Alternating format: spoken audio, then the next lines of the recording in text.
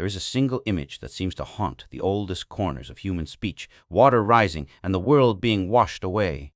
It is not the image of a particular river or a named town. It is an archetype, a pattern repeated in different tongues and landscapes, whether whispered by fishermen on a Mediterranean shore, recited by priests in the Tigris Valley, painted in the clay of a Himalayan village, or chanted by elders around a fire on the American plains.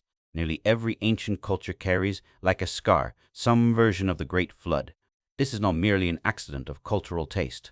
From the biblical account of Noah to the Mesopotamian tale of Utnapishtim, from the Indian narrative of Manu to the Chinese stories of floods and the engineer King Yu, from the Pacific Islander recollections of overwhelming waters to the flood legends of North American tribes, the recurrence is striking.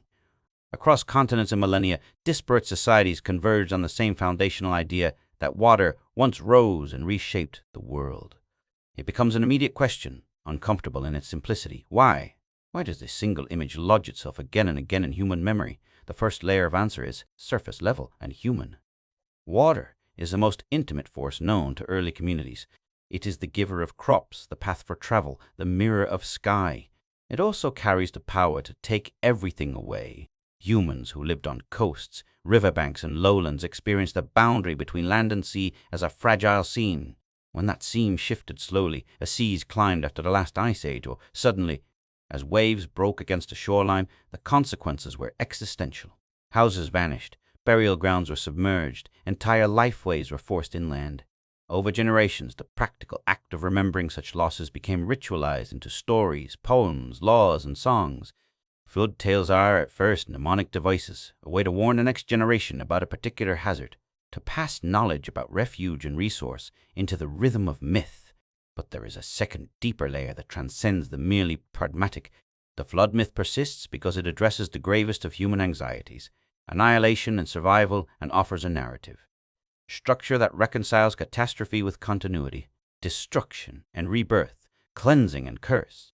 A deluge is both a threat and an explanation, something so vast that it could wipe the slate clean, but in doing so, allow a new order to emerge. That paradox appeals to human cognition. A narrative that ends with a small group preserved, an ark, a handful of survivors, an omen of new life provides a psychological template for hope. It asserts that even in the face of cosmological upheaval, there is a strand of continuity, a thread that ties the past to the future. To understand why so many societies converged on the flood image, it helps to look at the world those societies inhabited. The end of the last ice age was not a gentle wind down. It was a violent, chaotic rearrangement of the planet's surface.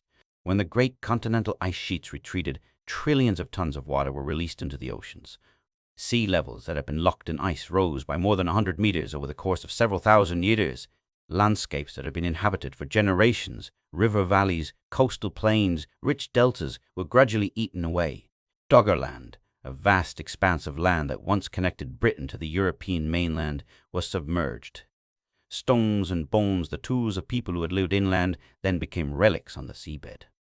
There were also punctuated events, sudden pulses of meltwater that surged into the oceans, massive tsunamis generated by submarine landslides, and storms intensified by shifting climate patterns. Around 8,200 years ago, for instance, the Storegga slide, an enormous submarine landslide off the coast of what is now Norway, triggered a tsunami that propagated through the North Atlantic, inundating coastal settlements. In the Black Sea region, some researchers have argued that a rapid influx of saltwater around 600 years ago transformed a freshwater lake into a sea, inundating communities around its margin. These geological episodes would have left behind not merely physical destruction, but a psychological imprint. Memories of nights when the horizon glowed with waves, of fields turned to brine, of the sky closing with the sound of rushing water. The archaeological record corroborates fragments of this picture. Submerged landscapes are being found with increasing frequency, and with them come hints of human habitation tools, hearths, even architecture, now encrusted or buried beneath marine deposits. The shallow shelves that fringe continents are repositories of human prehistory, preserved and altered by salt and silt. When modern divers and sonar sweep those ancient shelves, they literally peel back pages of a lost geography. What was once a coastal plain with fishermen, hunters, and farms can be revealed as a drowned world, often dating to the millennia around the end of the Pleistocene and the early Holocene. For peoples who lived through those centuries, the memories of inundation would not have been abstract myths but direct testimony. Mythologists and cognitive scientists have long noted the psychological economy of myth-making. In a pre-literate society, narrative is the storage medium for experience. Stories perform a kind of cultural compression, turning complex events into memorable frames. God punished hubris with rain. A flood drowned the wicked but saved the righteous. A hero built a vessel and preserved the seeds of life. Through repetition, metaphor, and ritual, these frames became embedded in communal identity. They were rehearsed at funerary rites and panting festivals, invoked when children were named, and cited when laws were invoked.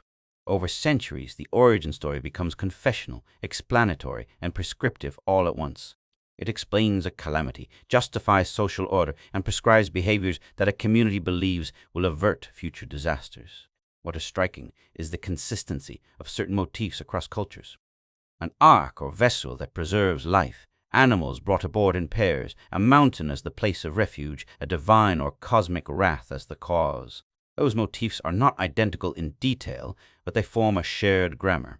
One could think of them as the planetary nervous system reacting to the same stimulus: vast water, loss of homeland, the need to make sense of survival. The repetition suggests that the human brain, across different societies, organizes the memory of catastrophe into similar story forms. There is a cognitive appeal to the arc from chaos to order, to the titanic event that resets human conditions and the intimate human drama of survival within it. At the same time, the flood myth serves cultural functions. It validates land tenure and claims to continuity. Where a flooded plain was later reoccupied, the story legitimizes ancestral claims to the restored land. Our people survived this calamity. We have a right to this place. It explains why certain taboos exist, restrictions on particular activities that might disturb sacred ground now hidden under silt, or prohibitions connected to water management that can prevent future harm. Flood myths often become the ideological scaffolding for water control. Technologies, canals, levees, and reservoir works get invested with mythic meaning. In China, the figure of a flood tamer who channels water rather than damming it reflects a cultural ethos about harmonious adjustment to nature. Such myths encode practical know-how as ethics. There is also an ecological reading, one that a speculative documentary voice leans into because it ties the human story to planetary processes. The post-glacial sea level rise was coupled with rapid climate shifts, periods of abrupt cooling and warming that rearranged precipitation patterns. Regions that had been fertile could become arid or saline, lakes could drain or flood. Human populations, mobile and adaptive, migrated in response. Those migrations are visible in genetic traces, in shifts in material culture, and in the archaeological layering of sites. The flood is then both literal and metaphorical. A rising sea displaced people physically, and the currents of climate change reshaped cultural landscapes. Yet the persistence of the flood story raises another, more speculative question. To what degree do these myths preserve accurate information about specific events? Can a story, transmitted orally for thousands of years, retain the echo of a particular tsunami or a particular inundation? Some scholars caution against assuming direct one-to-one correspondences. Oral traditions mutate, they accrete symbolic meanings, they become allegories.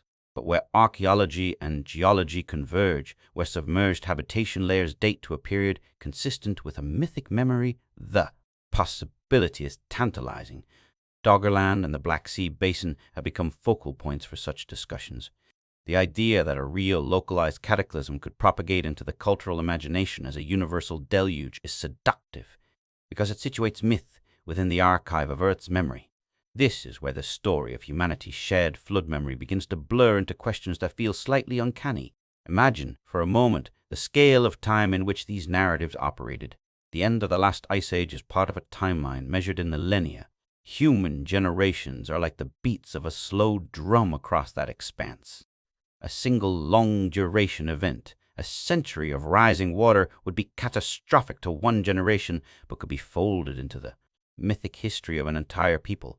From the vantage of deep time, it is not surprising that multiple communities, separated by geography and language, would all preserve variations on the same motif. The human mind seeks patterns, memory seeks anchors, and recurring threats find their way into the stories that hold societies together. The emotional content of these stories is also worth dwelling upon. Flood myths are not dry catalogues of events. They are saturated with feeling, fear, guilt, awe, sorrow, and the stubborn ember of hope. The archetypal people of the flood are tiny against the cosmological order. That diminishment is part of their power. It teaches humility. While many myths frame the catastrophe as divine punishment, they also frame survival as a moral or procedural act, an act of obedience, preparation, or ingenuity. Thus, the flood narrative becomes a didactic tool as much as a memorial. It is a way cultures say to their successors, learn the lesson of this loss. What about the possibility, frequently teased by speculative documentary narratives, that some flood myths might encode knowledge of civilizations erased from the surface by inundation? It is a compelling idea, and it must be approached carefully. The submerged continental shelves undoubtedly cover the traces of human activity. The loss of rich coastal settlements would have been traumatic, but the leap from drowned settlements to advanced, sophisticated civilizations lost without trace is a different claim and requires extraordinary evidence. Archaeology has a way of surprising us with complexity where none was expected. Göbekli Tepe, for example, upended assumptions about the social capacities of pre-agricultural communities. Yet extraordinary technological or social sophistication leaves traces in material culture, structures, tools, isotopic anomalies, trade networks. Undersea archaeology is a young discipline. Many sites are inaccessible, eroded, or deeply buried. The absence of easily found artifacts from a hypothetical advanced pre-flood civilization is not proof of absence, but it is a caution against conflating mythic magnitude with archaeological reality. The real power of flood myths, perhaps, lies not in proving the existence of vanished empires, but in revealing how humans anchor themselves to continuity amid rupture. These stories are cultural fossils. They allow the observer to reconstruct in part how ancient people perceived their place in time. They show how communities preserved vital knowledge, how to read the land, when to move, where to seek higher ground, and how they transformed trauma into shared ritual. The motif of the ark, repeated so insistently, encodes a basic survival logic: preserve life and memory, and begin again. In that sense, the flood myth is less an announcement of apocalypse than a manual for resilience. As a voice in a documentary narrative might say, there is an almost elegiac quality to this shared memory. It is a song about loss, but also a liturgy of endurance.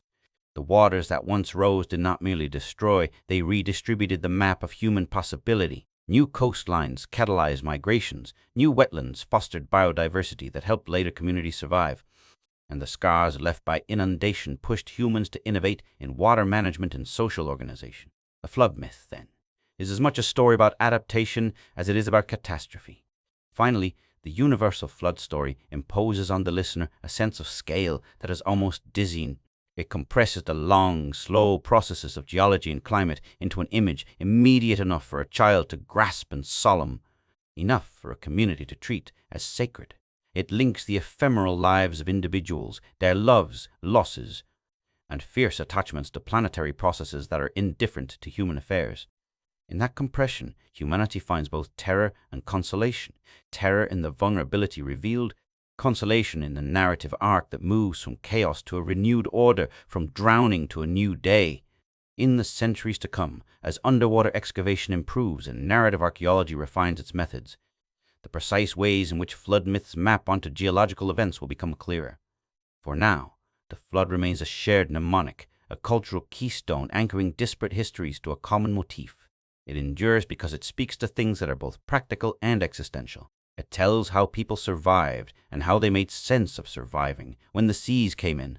It is a global memory, a palimpsest of grief and instruction, an old, persistent warning murmured across time. That the boundaries humans take for granted are not permanent, that the world can, in an instant or over a few generations, be rearranged, and that in the face of such change the human response has always been to tell a story that helps the next generation find its footing.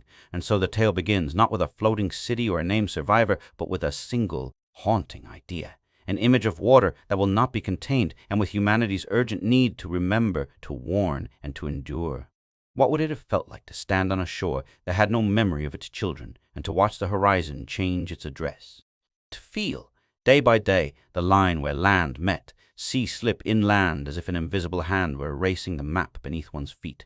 That image, simple, elemental, terrifying, was the lived reality for countless human communities as the planet moved out of the last ice age.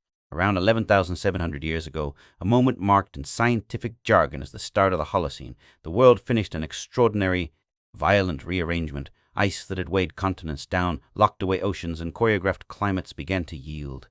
Vast reservoirs of frozen water returned to circulation, and the seas rose persistently and sometimes abruptly, remaking the edges of the habitable world.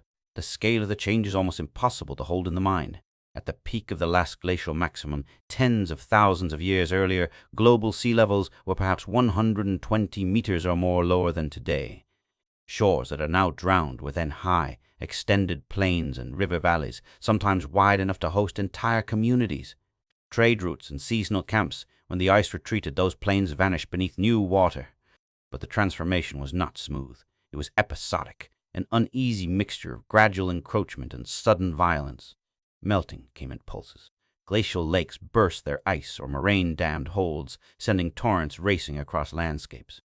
Submarine slopes collapsed, triggering tsunamis that stripped coasts and reworked sediment over wholesale distances. The story of the post-glacial Earth is therefore both a story of long patience and sudden calamity.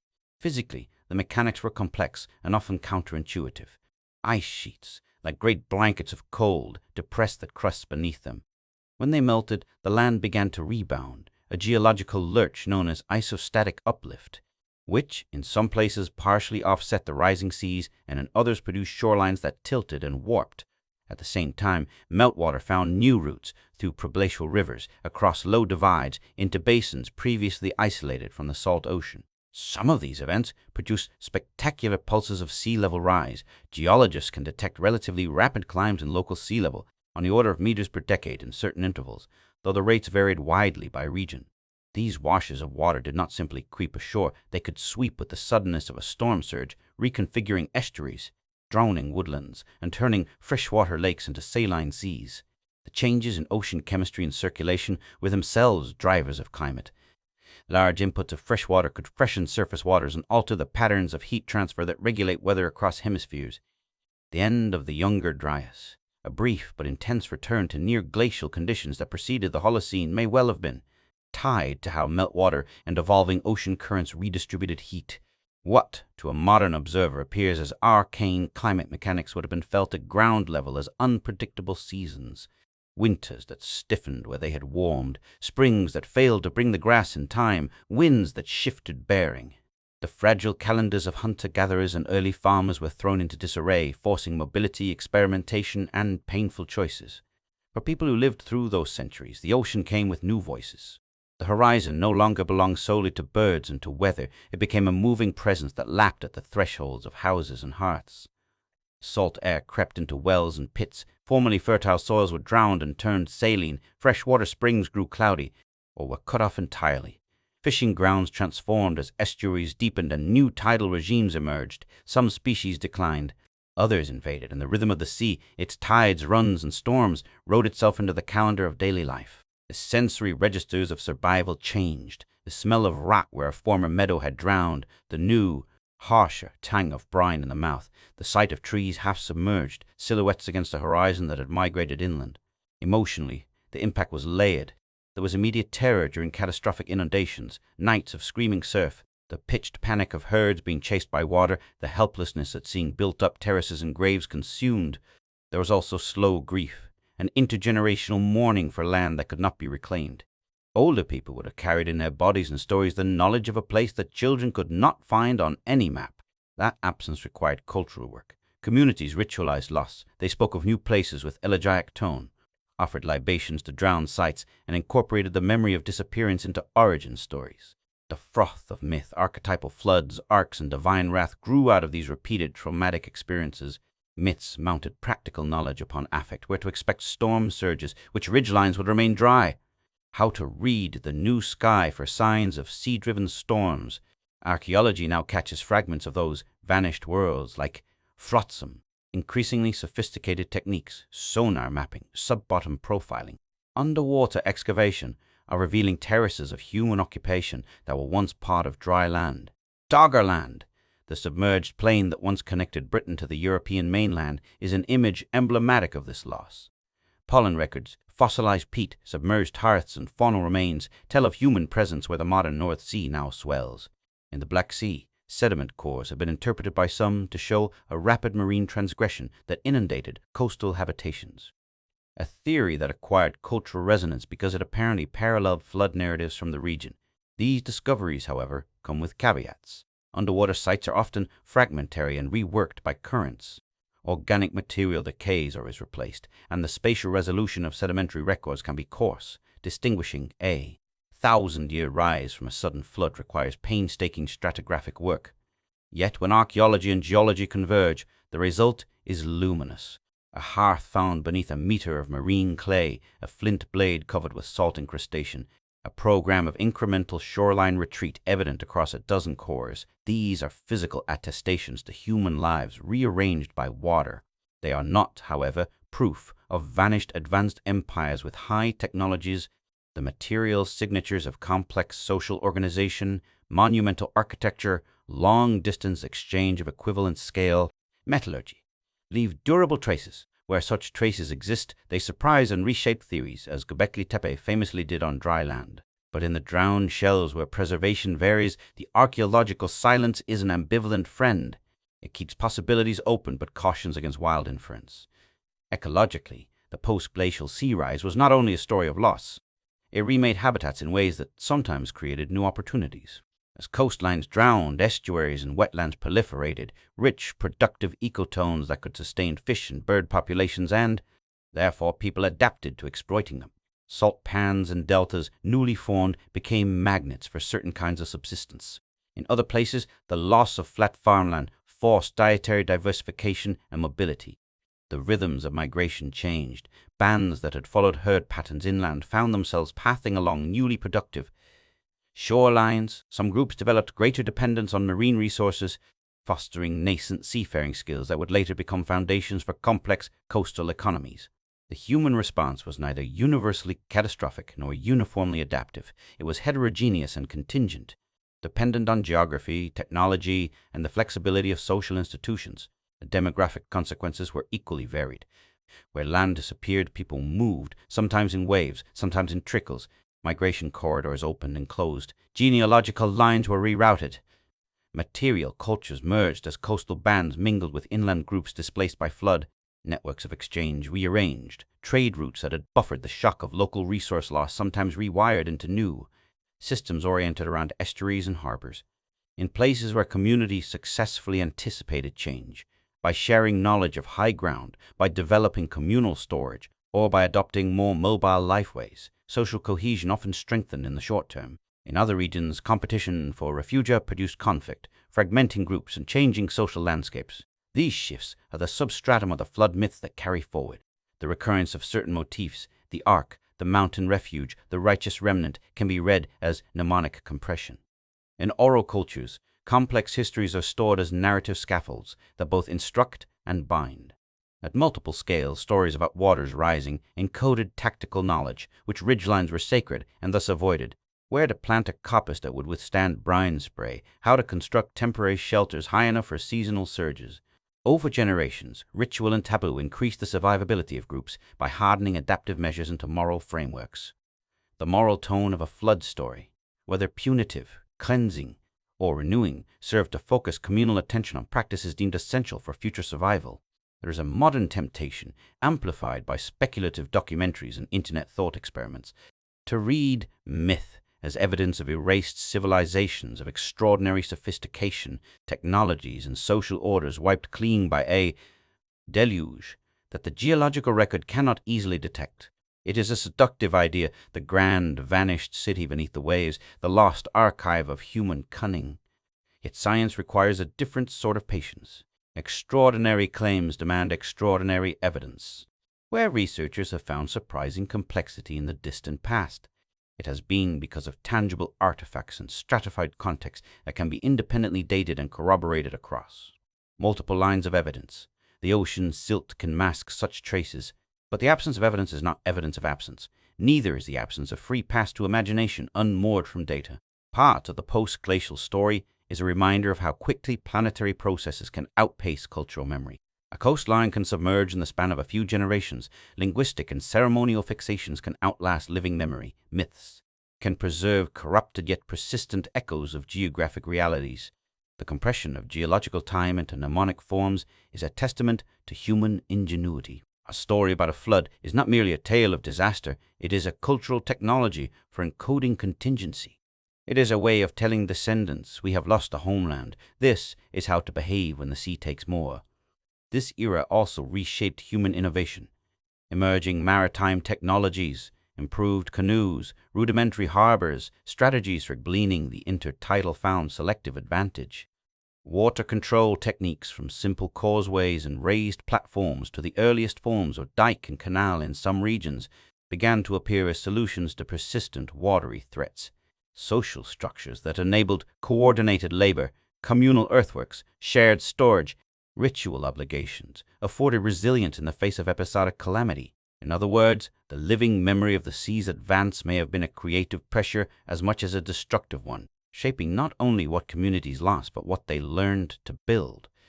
Finally, there is a philosophical undertow to the whole epoch. For modern listeners, the post-glacial world provides an object lesson in modesty. Human lives, 10,000, 100, 1,000 years, slide like brief notes in a symphony that stretches through ice and sediment. The stories people tell about the sea are both catalogs of tragedy and manuals of endurance.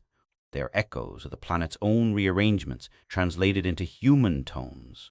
The waters that once rose did not only erase, they remapped. They pushed populations into new ecologies, created corridors of exchange, and forced technical and social innovation. They produced myths that were as much about instruction as about mourning.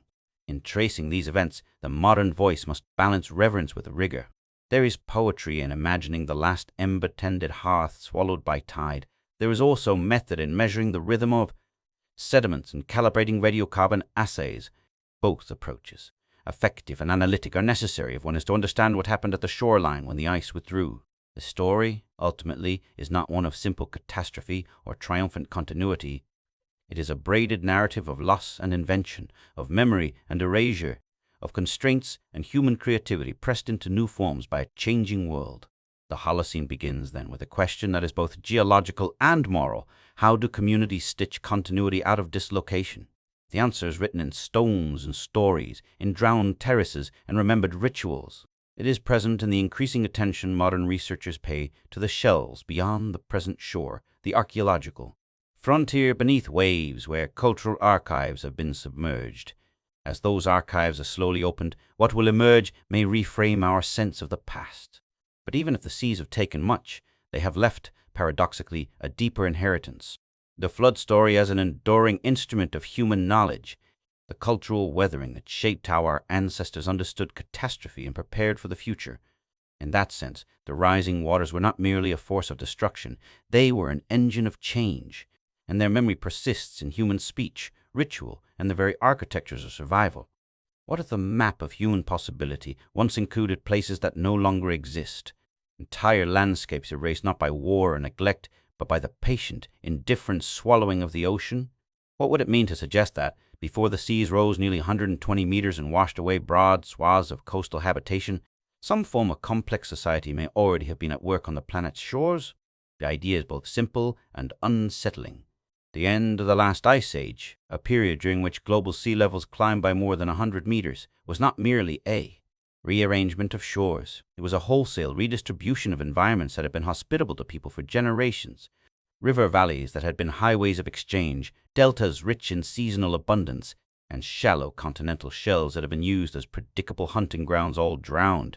For the communities living there, the loss was intimate and total. Gardens, cemeteries, sacred groves, the geometry of settlements, and the roots of memory were taken by water.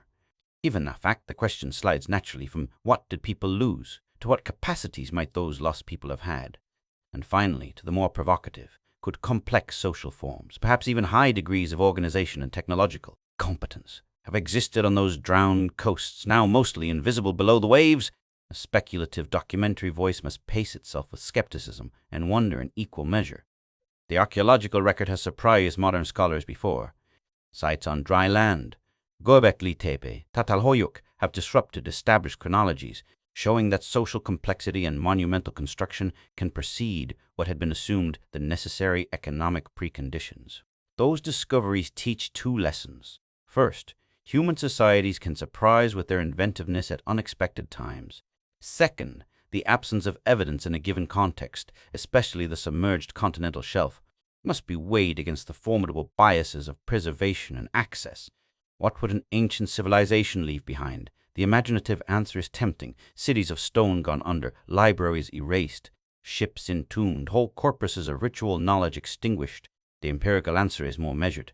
Material culture leaves traces: fired pottery in kilns, stone architecture, metallurgy and slag, worked bones and antlers, complex burial customs, evidence of long-distance exchange in exotic raw materials, spatial patterns of settlement, and environmental signatures of agriculture or large-scale land management. Many of those traces are durable and, under the right conditions, can survive millennia. But the marine environment is not kind to all kinds of evidence. Salt, oxygen, currents, and shifting sediments can erode, dissolve, and redistribute artifacts. Organic materials decay faster, although in anoxic seabed pockets where oxygen is scarce, preservation can be extraordinary. The same sea that obliterated a town may also have sealed another beneath layers of silt and mud, creating a time capsule in the right location. Detecting a sophisticated pre-flood society on submerged shelves requires a confluence of signals rather than a single dramatic find. Researchers look for architectural alignments preserved by rapid burial, paired hearths or activity areas under marine clay, linear features in bathymetric maps that might be former roads or causeways, magnetic anomalies suggesting concentrations of fired material, and chemical markers in sediments. Pollen cores can reveal sudden shifts toward domesticated cereals. Charcoal spikes may indicate large-scale clearing or burning. Faunal assemblages can show the presence of domesticated species where wild fauna had once prevailed. Isotopic anomalies in sediments, unusual concentrations of metals or tailored lead isotope ratios can hint at metallurgy and long-distance trade. In short, the signature of complex social life is polythetic. It emerges across multiple datasets. Underwater archaeology has already yielded striking examples that temper both hope and restraint. Pavlopetri, off the southern coast of Greece, is a submerged town plan dating back several thousand years, with preserved streets and buildings that speak of structured settlement. The North Sea's Doggerland has yielded peat beds, submerged river channels, and scattered human artifacts that testify to substantial Mesolithic occupation. The Black Sea Basin, controversial but compelling in parts, presents sedimentary sequences that some interpret as a rapid marine incursion into a formerly fresh and densely populated basin. These discoveries do not prove the existence of a global advanced civilization wiped clean by a single cataclysm. They do, however, demonstrate that sizable, organized communities lived on landscapes now underwater, and that those communities could possess technologies and social arrangements more elaborate than previously credited for that time. There is also the matter of preservation bias. Dryland archaeologists have at times been misled by a simple fact: the best preserved monumental centers are those built of stone on high ground. But coastal settlements, often composed of timber, reed, and earth, leave a different archaeological fingerprint, one that is inherently more vulnerable to submersion and decay.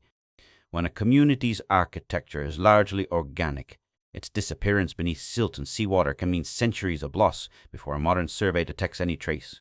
Conversely, stonework or metal production centers can survive in recognizable form if tectonics and erosion spare them. The lesson is crucial. The absence of monumental stone ruins on the continental shelves does not preclude complex social life. That relied on perishable building traditions, sophisticated but non-monumental economies, or knowledge systems encoded in bodies of practice rather than in durable monuments. Even if a vanished civilization existed, the pace and manner of its erasure would matter. A gradual century-scale transgression would allow for migration, adaptation, and the relocation of key cultural elements inland. Some technologies and oral lore would travel with displaced populations, reappearing centuries later in transformed cultural forms.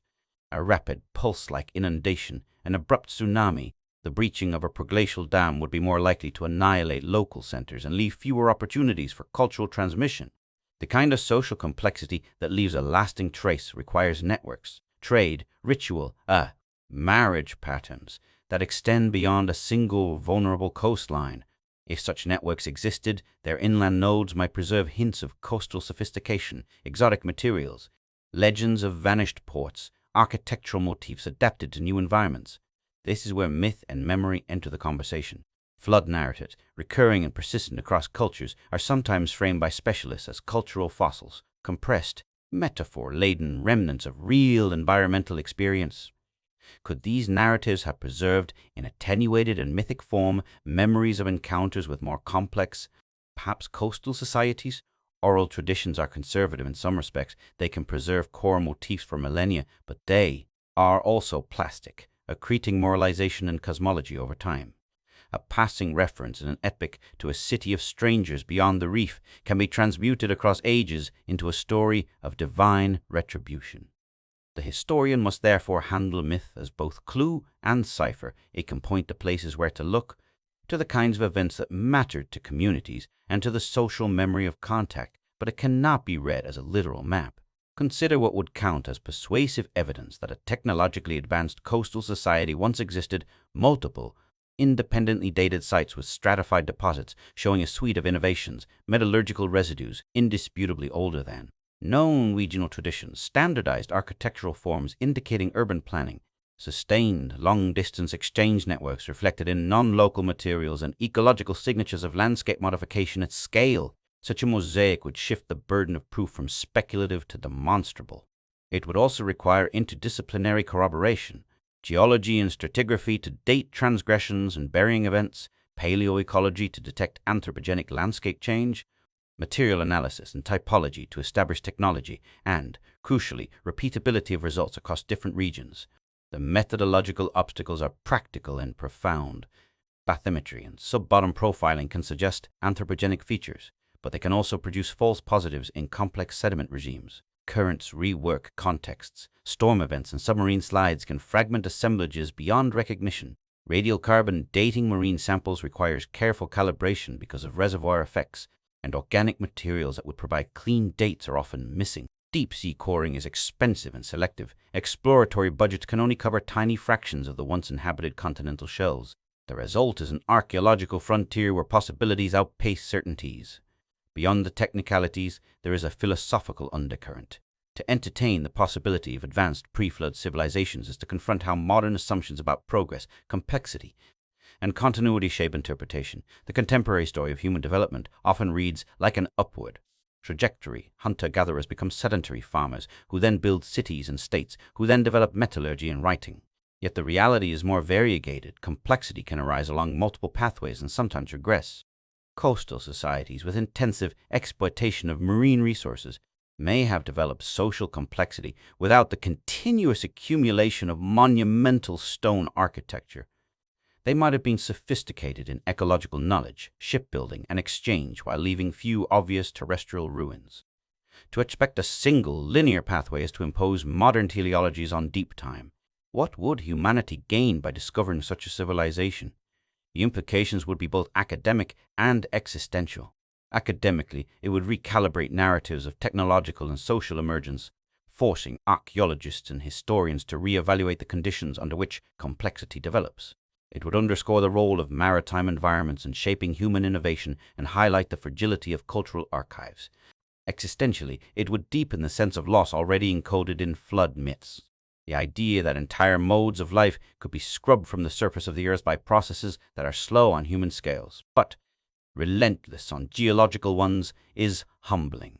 It would press modern societies to think about resilience, knowledge transmission, and the ethics of how we imagine the past. At the same time, the discovery would not rewrite all stories wholesale. The emergence of writing, the distribution of certain metallurgies, and many lines of cultural evolution are documented across multiple terrestrial contexts. Any submerged civilization would enter the existing web of evidence as a significant node, not as a total replacement of current understanding. Moreover, the search for such a civilization risks misdirecting energies toward extraordinary claims when there is equally vital work in reconstructing more modest but no less instructive human responses to change, how people adapted to marshy estuaries, how they retooled economies toward shellfish and fish, how rituals and taboos preserved crucial environmental knowledge. These are the social technologies that allowed communities to survive the watery upheavals of the late Pleistocene and early Holocene. There is also an ethical dimension. The impulse to imagine elaborate lost empires often carries a narrative of catastrophe and redemption, of heroes and villains. Documentary inquiry must resist sensationalizing the past. The human record of coastal submergence is tragic enough without adding grandiose castles to its ruins. The real story is subtler: networks of people, practices of survival, the exchange of knowledge across generations, and the ways communities reconstituted social worlds after displacement. If anything, the likely reality is a patchwork: some densely organized centers that left durable legacies, many more small-scale communities whose ingenuity is no less remarkable for its lack of stone. In the final accounting, the question of whether an ancient, sophisticated civilization once existed on lands now submerged is partly technical and partly moral. The technical part will be answered slowly as sonar images are refined, cores are taken, and sediments read like palimpsests. The moral part asks how modern humans will interpret such discoveries. Will they see them as confirmation of lost greatness, as cautionary tales about environmental vulnerability, or as invitations to a more grounded humility before the long rhythms of Earth's history? The seas that rose nearly 120 meters redrew human possibilities. They drowned villages and created wetlands. They erased some traces and preserved others. Whether beneath that water lie the shattered remains of urban planners and metallurgists, or simply the dispersed detritus of everyday life, the submerged shelves are a reminder of scale. Civilizations, if that is the right word for some of the lost societies, are neither immune nor eternal. They are situated responses to particular ecologies.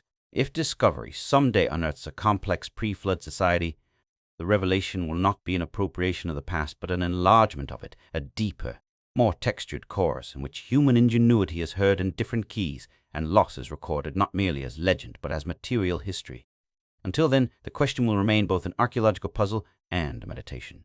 It presses the listener to imagine not a single lost Atlantis, but a landscape of vanished lifeways, each with its own logic, each a testament to human creativity and fragility. It asks the modern mind to hold two truths together: that the past can surprise, and that the silence of the deep is itself a kind of archive. The waters took more than land. They took the ordinary scaffolding of memory. Yet in the murk, patiently read, hints may persist: damp sediment that preserves a hearth, a pollen spike that marks a field, a shard of pottery whose mimicry of inland forms tells of exchange. Those traces, small and scattered, are enough to rekindle the question and to keep the search attentive, skeptical, and reverent. What does it mean for a place to be remembered only as a suggestion beneath waves, not entirely erased, but translated into shapes of stone, lines of sediment, and the occasional lonely fragment that rises like a question mark from the seabed? That question pulls at two of the most persistent images in the archaeology of drowned coasts: the terraces and right-angled plains off Yonaguni in the East China Sea, and the submerged entanglements of walls, anchors, and masonry that lie off the coast of the Indian subcontinent in the region associated with the city many still call Dwa. Both sites sit at the uneasy interface between geological process and human imagination. Both are loci where science, myth, and speculation meet and sometimes trip over one another. They are, in a sense, case studies in how the sea archives and erases. Yonaguni presents itself like a geometrical riddle. From above, it is a dark, almost architectural silhouette: broad terraces stepping downward into blue, planar faces intersected by sharp fissures, a terrace that reads like a stair, another like a platform, corners that imply intention. Divers first reported these forms in the late 20th century, and the photographs and video that followed circulated quickly. The human mind, built to recognize pattern, found in the terraces the grammar of a constructed place: stairs, plazas, walls. That pattern became a story seed. Underwater photographs, grainy and saturated, were read as ruins. The imagination completed the building. The scientific story is more stubbornly grounded. Yonaguni sits upon a sequence of sedimentary and metamorphosed rocks that are jointed, embedded. Natural processes can and often do carve hard edges. The interplay of tectonic uplift, wave action, fracturing, and chemical weathering can create surfaces that look, from certain angles and in limited lighting, like worked stone. At the scale of meters, bedding planes and intersecting joints can produce terraces and steps. Sea level fall and rise over millennia expose and then drown such surfaces. Wave abrasion preferentially smooth certain faces and undercuts others. In the case of Yonaguni, the combination of a particular rock type, a grid of orthogonal joints, and repeated pounding by waves seems to produce structures that read like architecture. Yet the story does not end there. The sea is an active agent of transformation. A natural bench that once existed on dry land may be modified by human hands: small quarry marks, rearranged blocks, shallow cuttings, and then rapidly submerged and reworked by brine and sand. The archaeological question is therefore layered, which features are purely geological, which are human-made, and which are hybrids of human intervention on a fortuitous natural form. On Yonaguni, some scholars have argued that at least portions of the terraces could have been shaped or used by people in the late Pleistocene or early Holocene before sea level rise submerged the platform. Others remain skeptical, highlighting the abundance of natural mechanisms that can mimic straight lines and right angles. What Yonaguni teaches is methodological humility. Underwater features are not legible in a single register.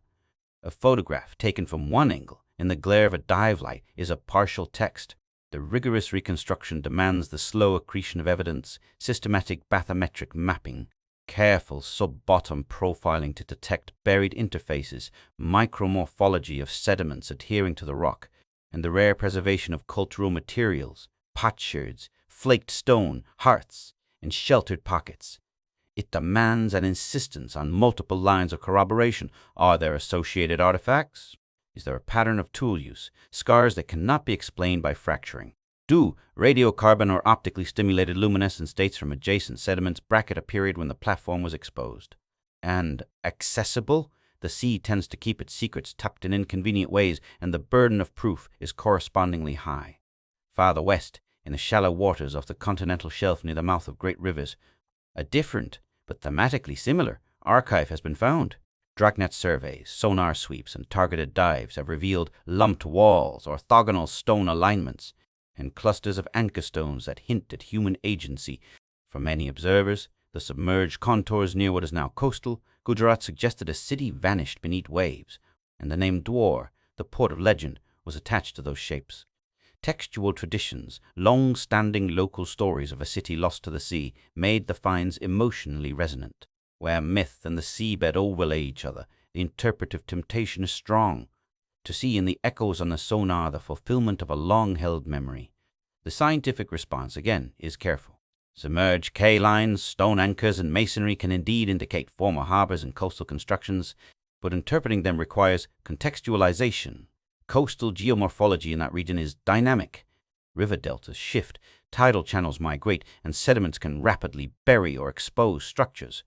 Marine magnetometry might detect concentrations of fired material. Side-scan sonar can reveal the geometry of stone foundations. Cores can show whether a layer of marine clay abruptly overlies a deposit of freshwater peat and human occupation. Where multiple indicators converge, where architecture-like shapes sit above a cultural horizon sealed by marine sediments, and where dating of organic remains brackets the transition, a strong case emerges that people were living and building in a landscape that the sea later drowned. Both Yonaguni and the watery complexes associated with Dwar illustrate a central point.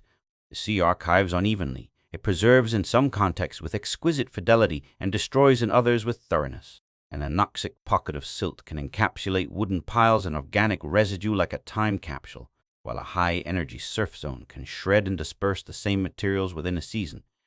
The difference often lies less in the power of the culture that once made the place and more in the luck of depositional circumstances.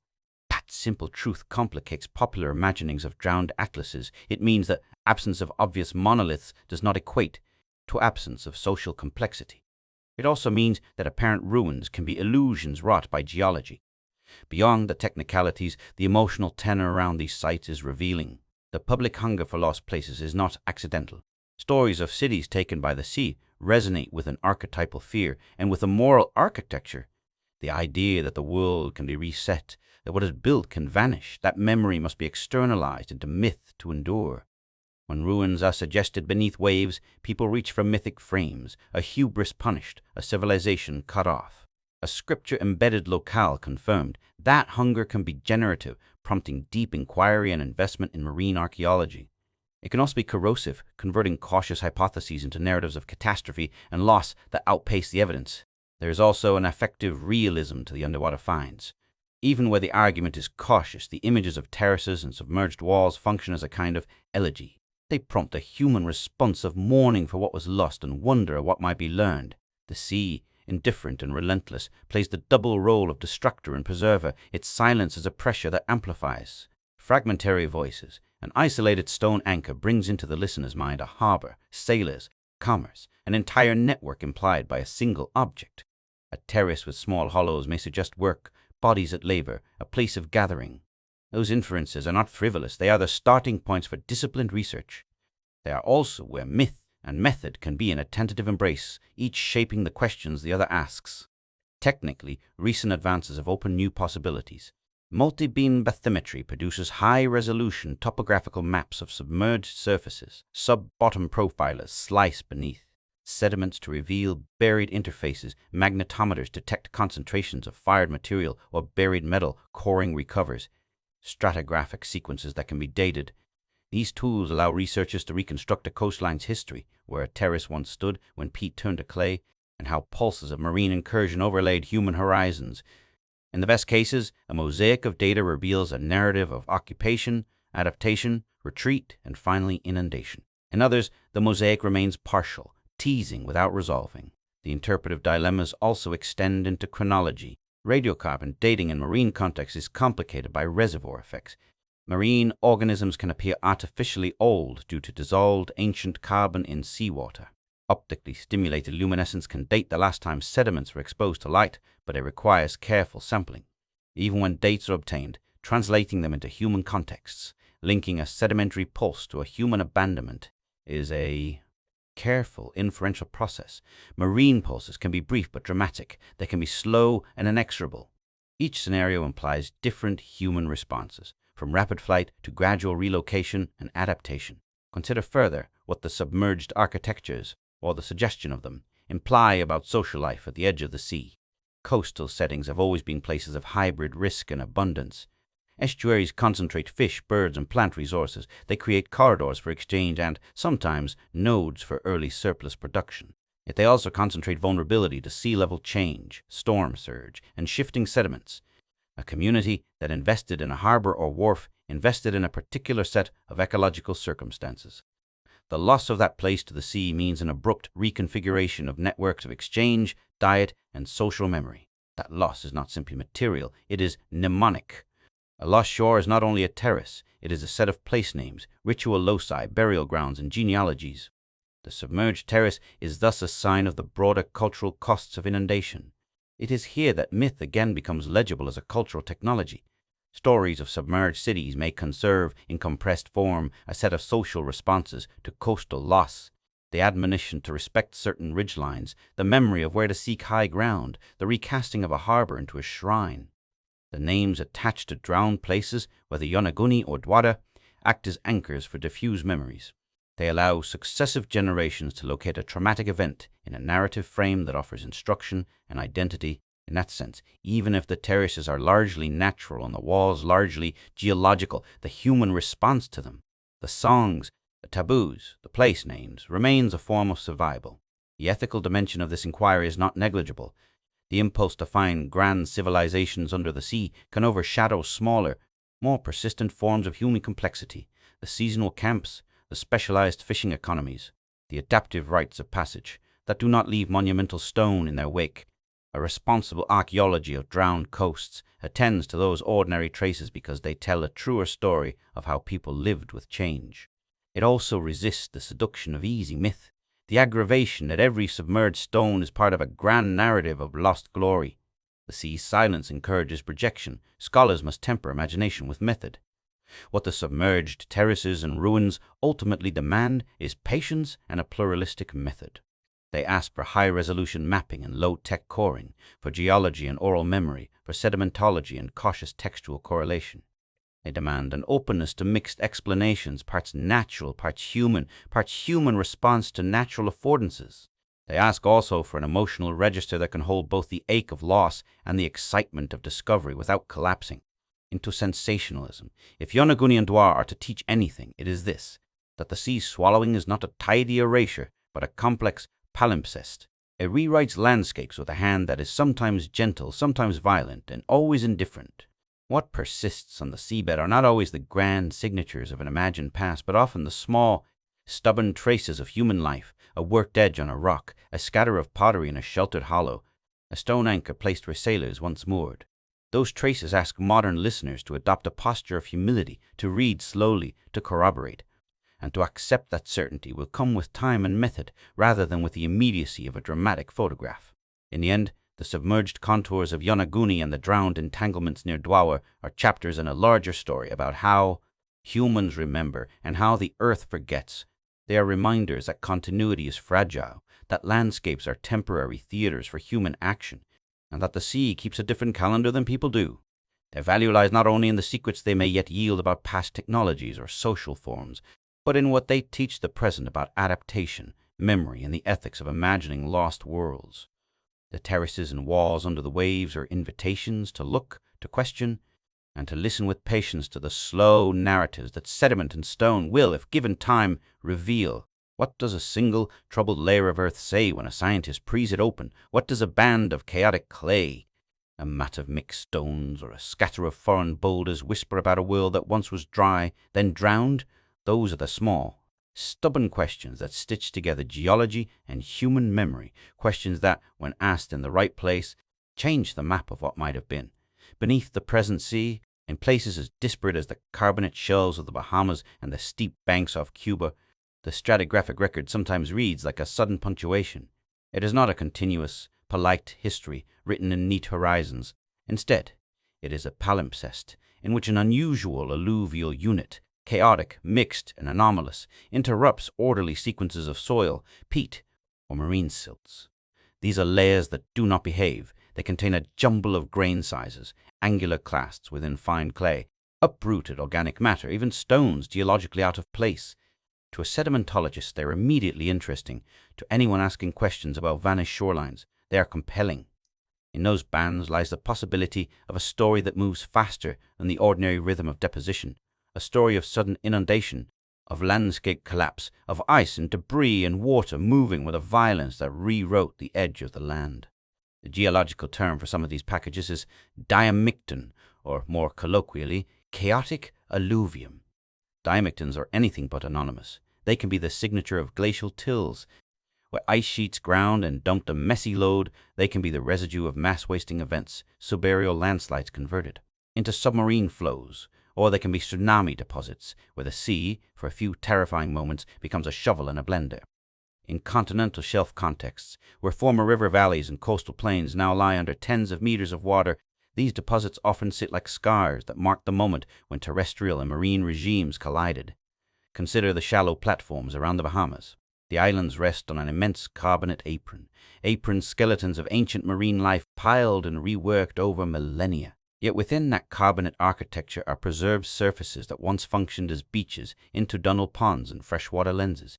In some cores taken from submerged blue holes, vertical sinkholes that punch through the platform, researchers have found peat, layers overlain abruptly by marine clay. Those peat layers are unequivocally terrestrial. They contain pollen, charcoal, and sometimes shellfish remains from shallow ponds. Above them sits a matrix of marine microfossils, salt-tolerant foraminifera, and a pulse of coarser material. The transition is rarely gentle. It often reads as a rapid switch from a landscape of palms and freshwater swales to an estuary, the kind of sudden rewiring that would end year-round habitation, destroy wells, and convert a lived ecology into a brackish one overnight or over the course of a few years. Off Cuba and the Greater Antilles, bathymetric mapping reveals submerged terraces and banks that were once part of a connected coastal mosaic. In places, the terraces are capped by sediments rich in terrestrial organic matter, then abruptly sealed by marine clays. In other areas, chains of large stone blocks, some clearly part of natural karst pavements, others quarried beach rock, sit in context where the overlying sediment tells a story of rapid marine incursion. The gestures are small. An oxidized root channel truncated by an overlying clay, a hearth char layer offset by ripple laminated sand. But collectively they point toward events that were not simply slow drowning but included episodes of catastrophic transport and reworking. Then there are the outliers, erratics. In higher latitudes, glacial erratics are stones carried long distances on the backs of ice. In mid-latitude and tropical shelves, boulders out of place can still appear. Stones that do not match local bedrock, perched in sediments that would otherwise be uniform. How did they get there? One mechanism is ice rafting during cold intervals. Icebergs calved from northern ice margins can carry debris far from their origin, dropping it as they melt. In the North Atlantic, the evidence for ice-rafted debris is well known. It forms scattered layers of dropstone within otherwise fine-grained marine muds. But even where icebergs rarely roam, mass wasting events, Underwater landslides that rip up chunks of coastal bedrock and hurl them downslope can create coseismic ore, storm-driven assemblages of erratics on a continental shelf. The presence of such stones within a chaotic alluvial band is a sign that some sort of violent transport occurred. Water did not merely lap the edge of the land, it excavated and moved it. These sedimentary signatures have consequences for archaeology. The discovery of a stable peat with associated cultural detritus, charcoal, bone, a worked flake, suddenly capped by marine clay, carries a different human meaning than a slow sea level rise recorded as a gradual transgression. A catastrophic deposit implies an event that could sever cultural continuity. Houses abandoned without the proper funerary rites, caches left in haste, gardens drowned and not reclaimed. In regions where oral traditions recall night-long waves or the sea swallowing the fields, the correlation between mythic memory and a chaotic alluvial unit can be profound. The challenge lies in connecting layers to lives, in translating geochemistry into human experience without collapsing into narrative certainty. Interpreting these layers demands meticulous methods. Cores provide the first clues, a string of colors and textures, the delicate lamination of mud, the abruptness of a contact. Micropaleontology refines the picture. Diatoms that tolerate fresh water give way to marine species. Foraminifera assemblages shift from brackish to fully marine. Geochemistry offers evidence of salinity change, of sudden oxidation, or of a pulse of terrestrial organics. Grain size analysis and fabric studies distinguish between high-energy debris flows and calmer, storm-generated deposits. And then there are the human clues, a sherd of pottery sealed beneath a marine unit, a shell midden interrupted by fine clay, a burned peat layer with dates clustered before the marine transition. Together, these lines of evidence allow researchers to propose not only that water rose, but how it rose and what it swept away in the process. The record is never simple. A single stratigraphic sequence can contain multiple anomalous layers, packets of chaotic alluvium, separated by calmer marine deposition, suggesting repeated pulses of violence. In other places, a gradual transgressive surface prefaces a sudden pulse, the slow march of the sea interrupted by a catastrophic event, an earthquake-triggered submarine slide, a collapsing coastal bluff, a breaching of a proglacial dam. The complexity is a reminder that the shoreline is a theater of many kinds of calamity, each leaving its own sedimentary script. Equally important is the problem of distinguishing cause. Tsunami deposits and storm deposits can be superficially similar in the cores. Both may contain a mix of coarse and fine material, rip-up clasts, and an abrupt contact, but they differ in scale and origin. Tsunamis bear a distinct signature in their inland reach, in the presence of terrestrial macroscopic debris thrown far into foamily marine environments, and in their stratigraphic amplitude across a region. Geomorphology matters. A sheltered lagoon may record a tsunami differently than an open shelf. The interpretive task is therefore contextual and comparative. Does the anomalous layer appear synchronously along multiple coasts, as a tsunami might produce, or is it localized, as a landslide might? The geological picture is amplified by places where submerged architecture seems to meet these anomalous deposits. The Caribbean and the Western Atlantic have been the focus of repeated claims of submerged structures, terraces, walls, and pavement-like features that sit at depths corresponding to sea-level low stands. Some of those features are best explained by natural processes. Beach rock pavements cemented in situ, karst platforms revealed and smoothed by wave action, or jointing patterns in limestone that produce rectilinear blocks. Other features appear on first glance to be human-shaped. Where these features sit atop or within chaotic alluvial layers, the interpretive stakes heighten. A built feature overlain abruptly by marine deposits suggests a human occupation terminated by an inundation event. A geomorphic bench that shows signs of human modification and then is buried by marine clay would be evidence for accessibility at low stand and subsequent drowning at transgression. To the archaeological imagination, these are tantalizing prospects. To the sedimentologist, they are rigorous puzzles. The right question is not only whether a wall exists, but whether the suite of data artifact presence, stratigraphic relations, microfossil changes, and dating collectively point to a human moment interrupted by a geologic pulse. That convergence is rare, but where it occurs, it is powerful. The emotional gravity of these layers cannot be divorced from their scientific value.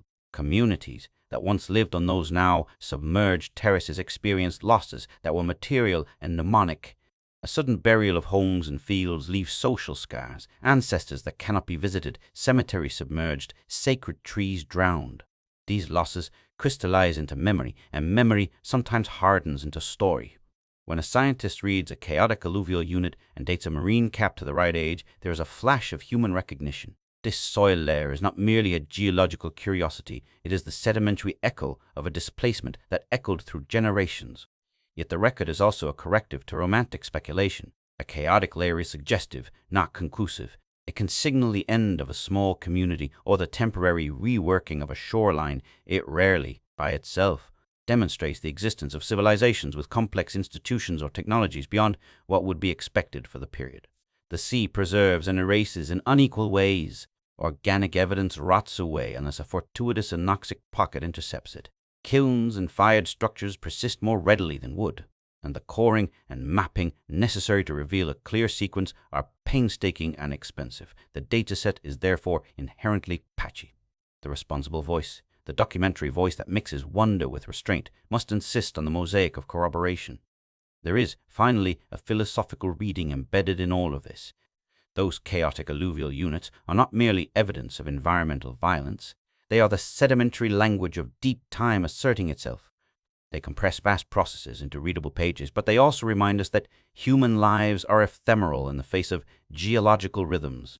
A hearth sealed under marine clay is a testament to a life interrupted. A peat layer drowned by salt is the archive of a landscape converted. The sea's appetite for the shore is patient and indifferent. Its record is blunt. What remains are layers that scientists, through measurements, dates, and careful comparisons, translate back into human terms. The outcrops and terraces off Cuba and the Bahamas, the chaotic bands trapped in blue hole cores, the erratic stones perched amid marine muds, all of these elements together form a kind of sedimentary witness. They do not narrate in words, but in grain size, color, and fossil content. They tell of thresholds crossed and homes lost. The task now is to read that witness with humility, to let the strata speak, to triangulate evidence, to resist the siren call of heroic narratives, and to honor the quiet human stories that those layers quietly record. In those cramped bands of clay and stone lies a deep lesson for the present. The edges of habitable land have always been places of abundance and danger, and the past has long been practiced in survival, where water will not be persuaded. Why do so many cultures, scattered across oceans and continents, tell variations of the same collapsing scene, a sky that opens, water that rises, a chosen remnant that survives, as if the world were rehearsing a single catastrophe in dozens of tongues? That question sits at the heart of an unsettling convergence, the strange, repeated echo of flood stories from Mesopotamia to South Asia, from the high plateaus of Central America to the mesas and pueblos of North America. It is a convergence that is at once anthropological, geological, and almost liturgical in its persistence, and it becomes stranger still when set against another fact. Entire regions that could have held the cultural context for these stories lie now underwater, erased or severely fragmented in the archaeological map. Across these myths, a remarkably consistent grammar appears. A deity or cosmic order decides to reset the world. A messenger, sometimes an animal, sometimes a divine emissary, brings warning. A vessel or refuge is prepared. Pairs of animals board or a handful of humans are sheltered. The flood obliterates the earlier world. After the waters recede, there is an offering, a covenant, or a promise that the world will not be wholly undone again. The names change, Noah, Utnapishtim, Manu, the survivors of Hopi and Maya tales. The contours of the stories shift to local topography and theology, but their bones are strangely alike. The repetition of these elements invites two broad interpretive moves. One is cognitive, human sheer ways of thinking about catastrophe, responsibility, and survival. The other is material.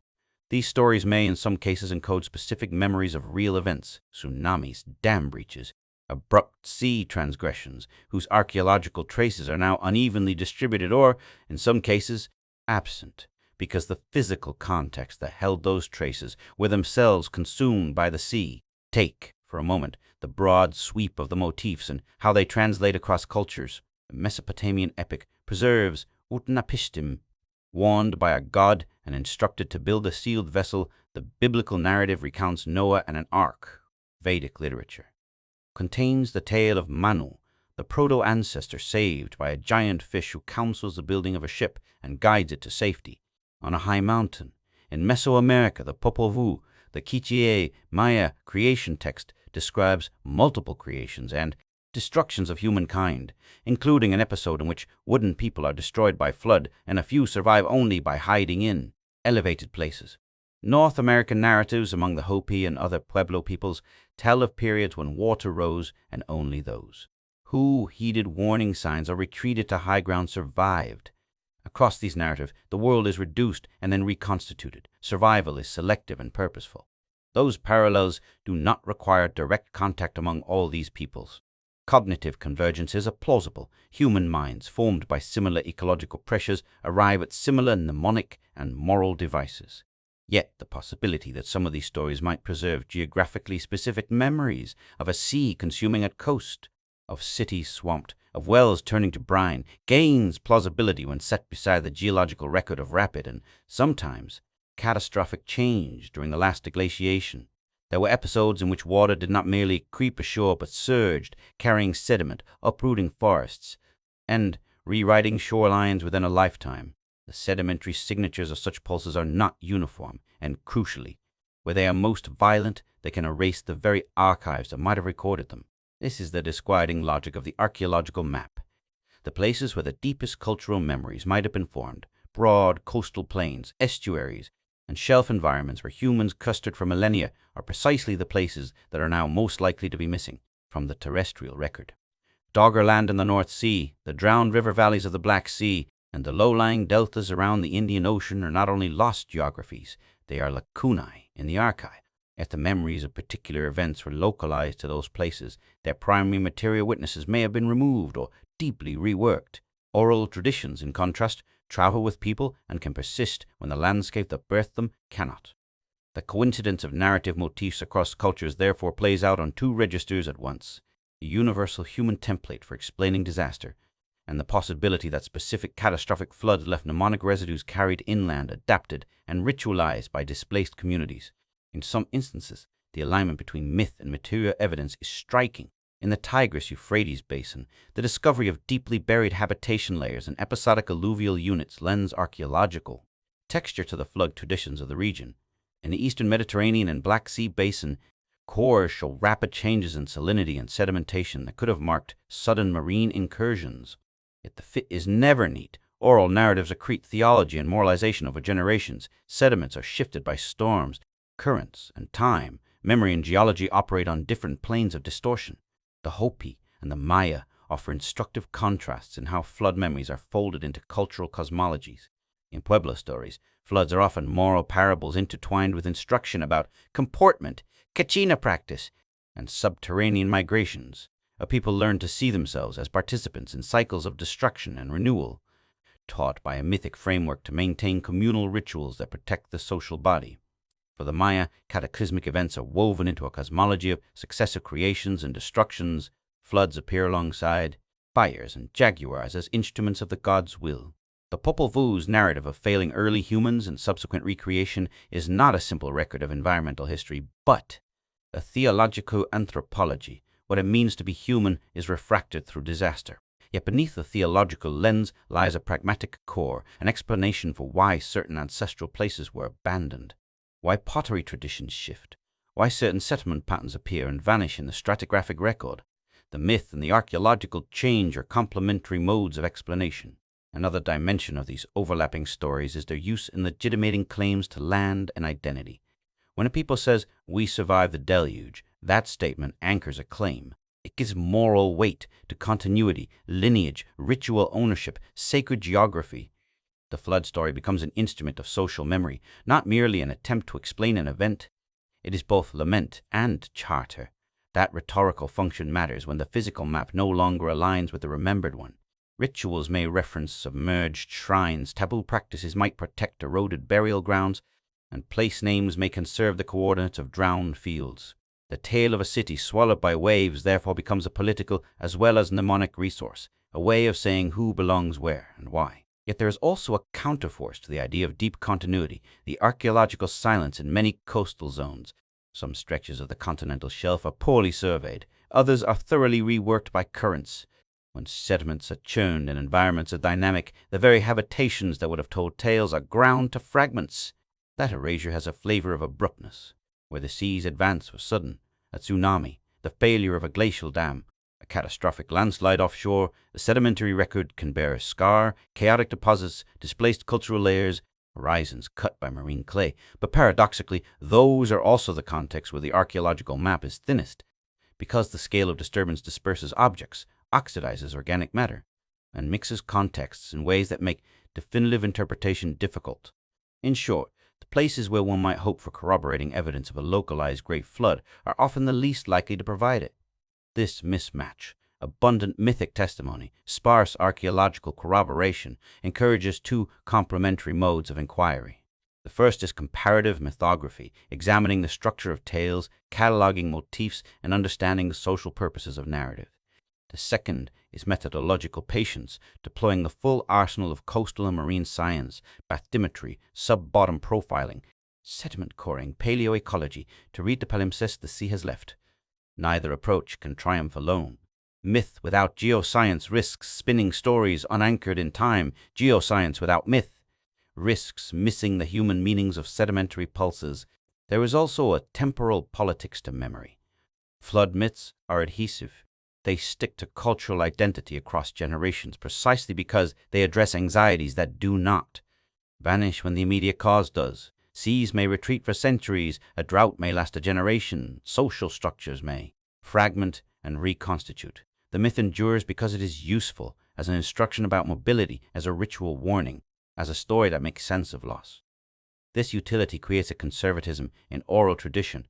Core elements persist even as particulars shift. As a result, a flood may be remembered for millennia, freed from its original geographic anchors and reinterpreted in new landscapes by new custodians. At the same time, the similarity of these myths across distant cultures should not be flattened into a single monolithic explanation. There is real variety in causation and in cultural framing. Why did one culture interpret disaster as divine chastisement and another as cyclical renewal?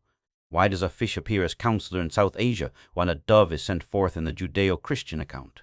These differences are not accidental. They reflect local ecosystems, available metaphors, and specific social institutions. The fish is a living emblem in a riverine culture where aquatic life is intimately known. The dove is legible in a culture in which bird flight and migration have analogical purchase. The repeated patterns tell us about shared pressures. The details tell us about cultural particularity. What then of the suggestion that some myths might preserve not only generalized catastrophe, but the memory of complex societies? Erased from the map? It is a seductive idea. Beneath every flood myth, an Atlantis of social sophistication. But the evidence must be read with caution. Complexity can take many forms, and its traces are more durable in some media than others. Monumental stone survives where reeds, timber, and shell middens do not. A highly organized coastal people may have left organizational and technological sophistication expressed in perishable media. Sophisticated boat building, knowledge of tides and fisheries, fluid social contracts, none of which fossilizes readily. The absence of ruins is therefore not a conclusive denial of complexity, but neither is myth alone a positive confirmation. The ethical temper of the modern inquiry matters.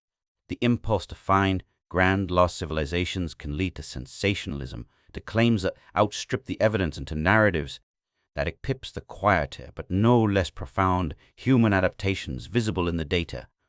The more important and attainable project is to listen in multiple keys, to read myths as mnemonic technologies, and to read sediments as material testimonies, to accept that some places were erased and others persist as fragmented witnesses, and to hold in view the human cost of these processes, not as spectacle, but as a record of displacement, grief, and the labor of rebuilding.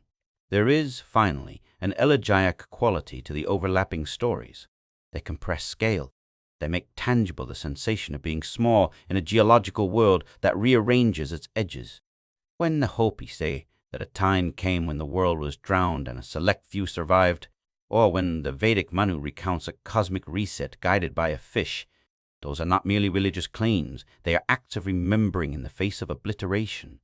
In that remembering, communities find instruction and meaning, an ethic for living with water, a ritual grammar for caution, and a lineage of survival that binds the present to a chain of elders who once saw the horizon change its address.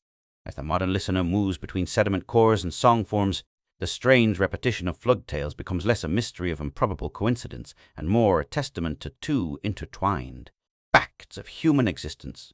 First, people repeatedly find themselves at the unstable boundary where land meets sea. Second, when the boundary fails, when water remakes the map, memory must travel inland if communities are to endure. The myths are not mute relics. They are active instruments, compressed histories that carry ecological knowledge, social injunctions, and an orientation towards survival. The empty spaces on the archaeological map are not only losses to scientific curiosity, they are lacunae in a human project of self-understanding. So the repetition of Noah, Utnapishtim, Manu, Hopi and Maya flood stories reads as both an archive and an accusation. It archives the human capacity to encode catastrophe into communally useful narrative forms. It accuses modern investigators of false complacency. The past contains events that outpace our current methods of detection. The sea has devoured landscapes, and the ordinary things that make social life visible, the stories carried inland, are the surviving vessels of memory.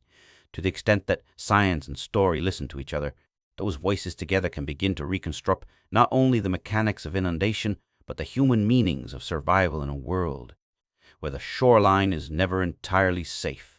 And so, in the hush between core samples and translated verses, one hears a persistent, disquieting whisper that what was taken by water did not vanish entirely. It became story, ritual, taboo, and song, and, for those who listen closely, it has left sedimentary hints and geomorphic traces waiting for a patient hand to read them.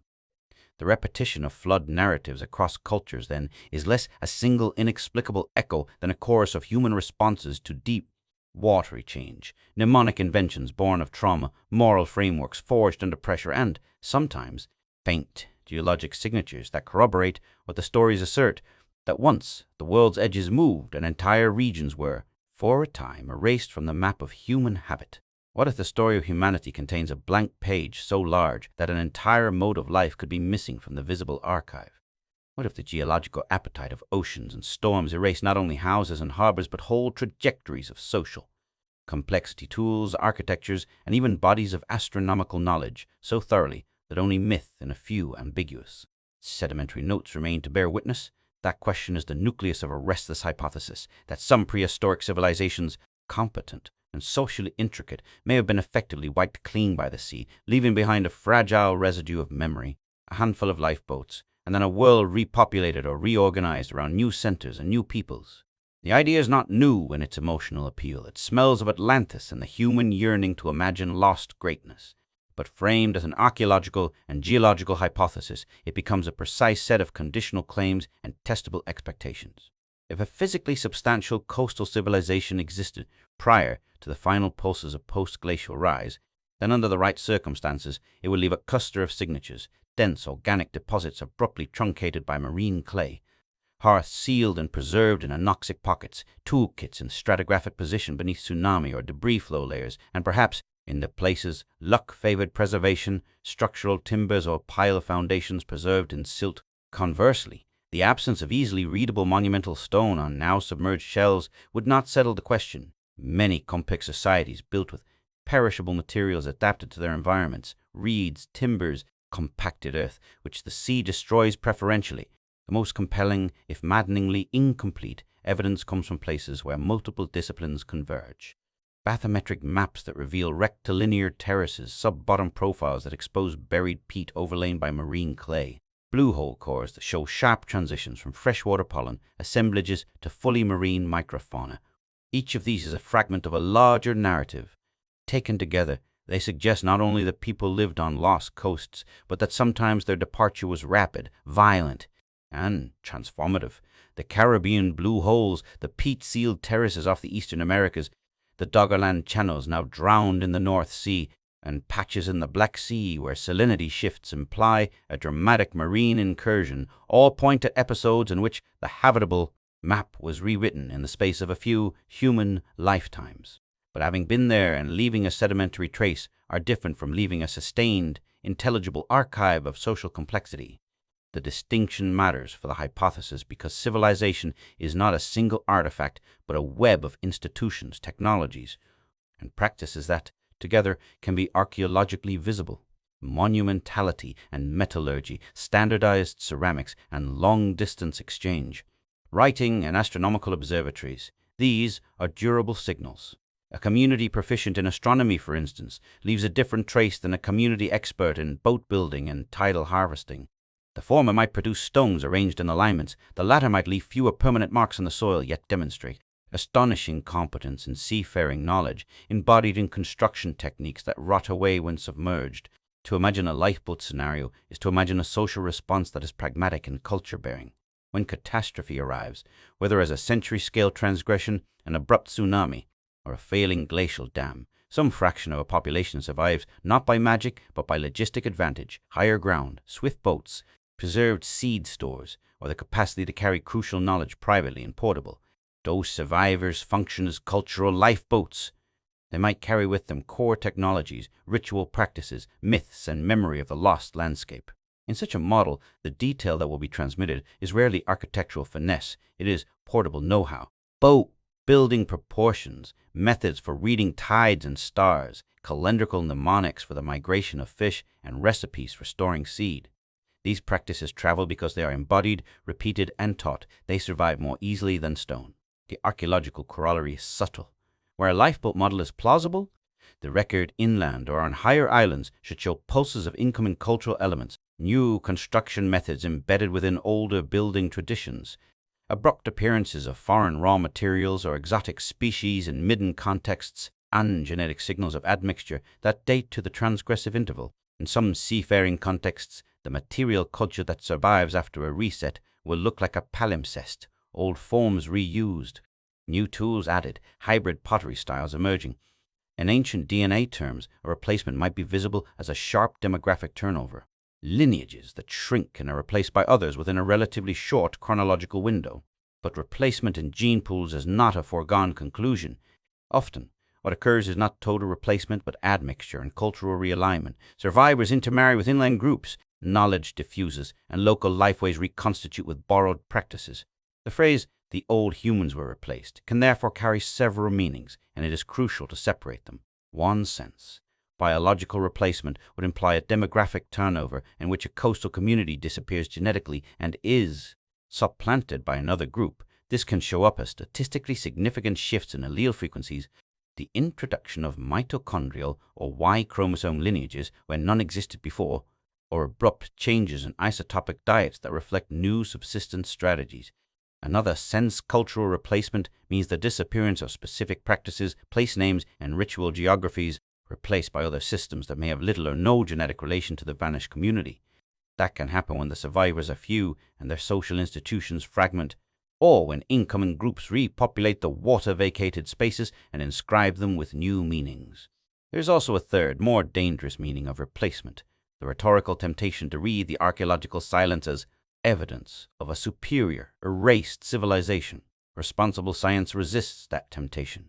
The absence of evidence on a submerged shelf is often a product of how fragile the archaeological record is in high-energy coastal zones.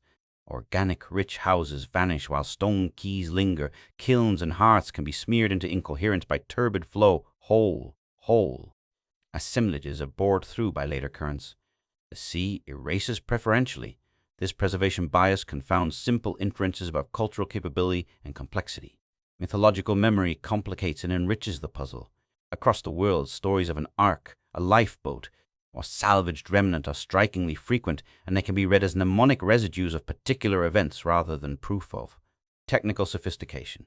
An ark is a conceptually powerful vessel. Virtually any people who had boats and some memory of rising water could imagine a story in which a handful is saved by a craft. But the persistence of such tales over millennia also suggests that some communities consciously encoded catastrophe into ritual, and narrative as a survival technology. That encoding may have included practical instructions, where to find refuge, what to store, which ridges are safe, and when to read the sky for approaching climate perturbations. Thus, myths can function as neural networks of applied knowledge, preserving procedural instruction even as specific lexical items degrade. If a prehistoric civilization had been unusually advanced in ways that went beyond portable craft, if it possessed a tradition of complex architecture, public monuments, metallurgy, or observational astronomy, one would expect more robust material traces in places that were less likely to be reworked. Riverine terraces that later fell into estuaries, pockets of anoxic silt traps, submerged caves where debris can accumulate, and inland depositional basins that received waste from coastal exchange. Indeed, some submerged sites do provide such a stack of evidence. Pavlopetri off Greece shows town planning and submerged streets. Some Black Sea cores suggest abrupt salinity shifts consistent with major flooding episodes contemporaneous with dense shoreline occupation. These are encouraging data points, but none so far constitute the kind of worldwide, temporally coherent civilization collapse pattern that would settle the question. Instead, what emerges is a pattern of heterogeneous complexity, pockets of surprising sophistication on the margins of a sea that is often pitiless in its preservation. The epistemic posture required is therefore cautious curiosity. The hypothesis is attractive because it reframes an uncomfortable fact. The map of human prehistory is incomplete, not merely because of poor sampling, but because Earth actively removed pieces of its archive. That removal skews in a particular way, favoring the disappearance of the most watery, productive, and often populous landscapes, which paradoxically are the very places where humans experiment with innovation. If those experiments are sometimes sophisticated, specialized marine economies, advanced boat building, intricate calendars tied to lunar and stellar cycles, then the archaeological record will be patched, partial, and frustratingly equivocal. Science can address these gaps with methods attuned to the sea's distortions. High-resolution bathymetry and sub-bottom profiling can map former shorelines and identify geomorphic contexts that would preserve human traces. Multidisciplinary coring combining pollen, diatom, and foraminiferal analyses with geochemical signatures and radiocarbon and OSL dating can reconstruct environmental transitions with enough precision to correlate them with shifts in material culture inland. Ancient DNA from inland relict burials can reveal demographic pulses and admixture events plausibly linked to the coastal inundations. Together, these approaches offer a pathway to test the hypothesis of erasure and replacement. There are also ethical and philosophical dimensions to the inquiry. The temptation to fill blanks with romantic visions of a lost global civilization should be resisted because it can obscure the profound human stories that the partial record actually shows: resilient communities that adapted marine strategies, diverse social experiments that did not leave monolithic monuments, and haunting human migrations that rearranged kinship and ritual landscapes. The sea's erasure is not only a dramatic curtain drop, it is the slow compression of lives, shared languages, and place-derived identities into dispersed memories. To recover those is to honor the myriad, often non-monumental forms of ingenuity that sustain people at the planetary margins. Finally, the hypothesis casts a mirror back on the present. Sea level rise and coastal erosion are not abstract future warnings. They are the same processes that have, repeatedly in deep time, reorganized human possibilities. The lifeboat logic, the portable technologies, the social practices for preserving knowledge and seed. The ritualized warnings becomes not only an object of study but a lesson. If parts of human history were erased before and only survived in stories and in the occasional sedimentary trace, then the obligation is plain: to document, to preserve, and to listen with humility to the fragments that remain. The sea will keep doing what it always does. What changes is the capacity and will of humans to read its palimpsest carefully, to distinguish between natural pattern and artifact, to calibrate myth with core samples, and to remember that the sedimentary record is both a witness and a censor. That is the core of the hypothesis. It is not an assertion that a single, unified, technologically supreme civilization once stretched across drowned shelves. It is, rather, a modest but unsettling proposition, one that compels scholars to recognize how much the ocean has taken, to refine methods for finding what little remains, and to understand how lifeboats of knowledge, whether in myth or in portable craft, could have carried fragments of a lost world forward.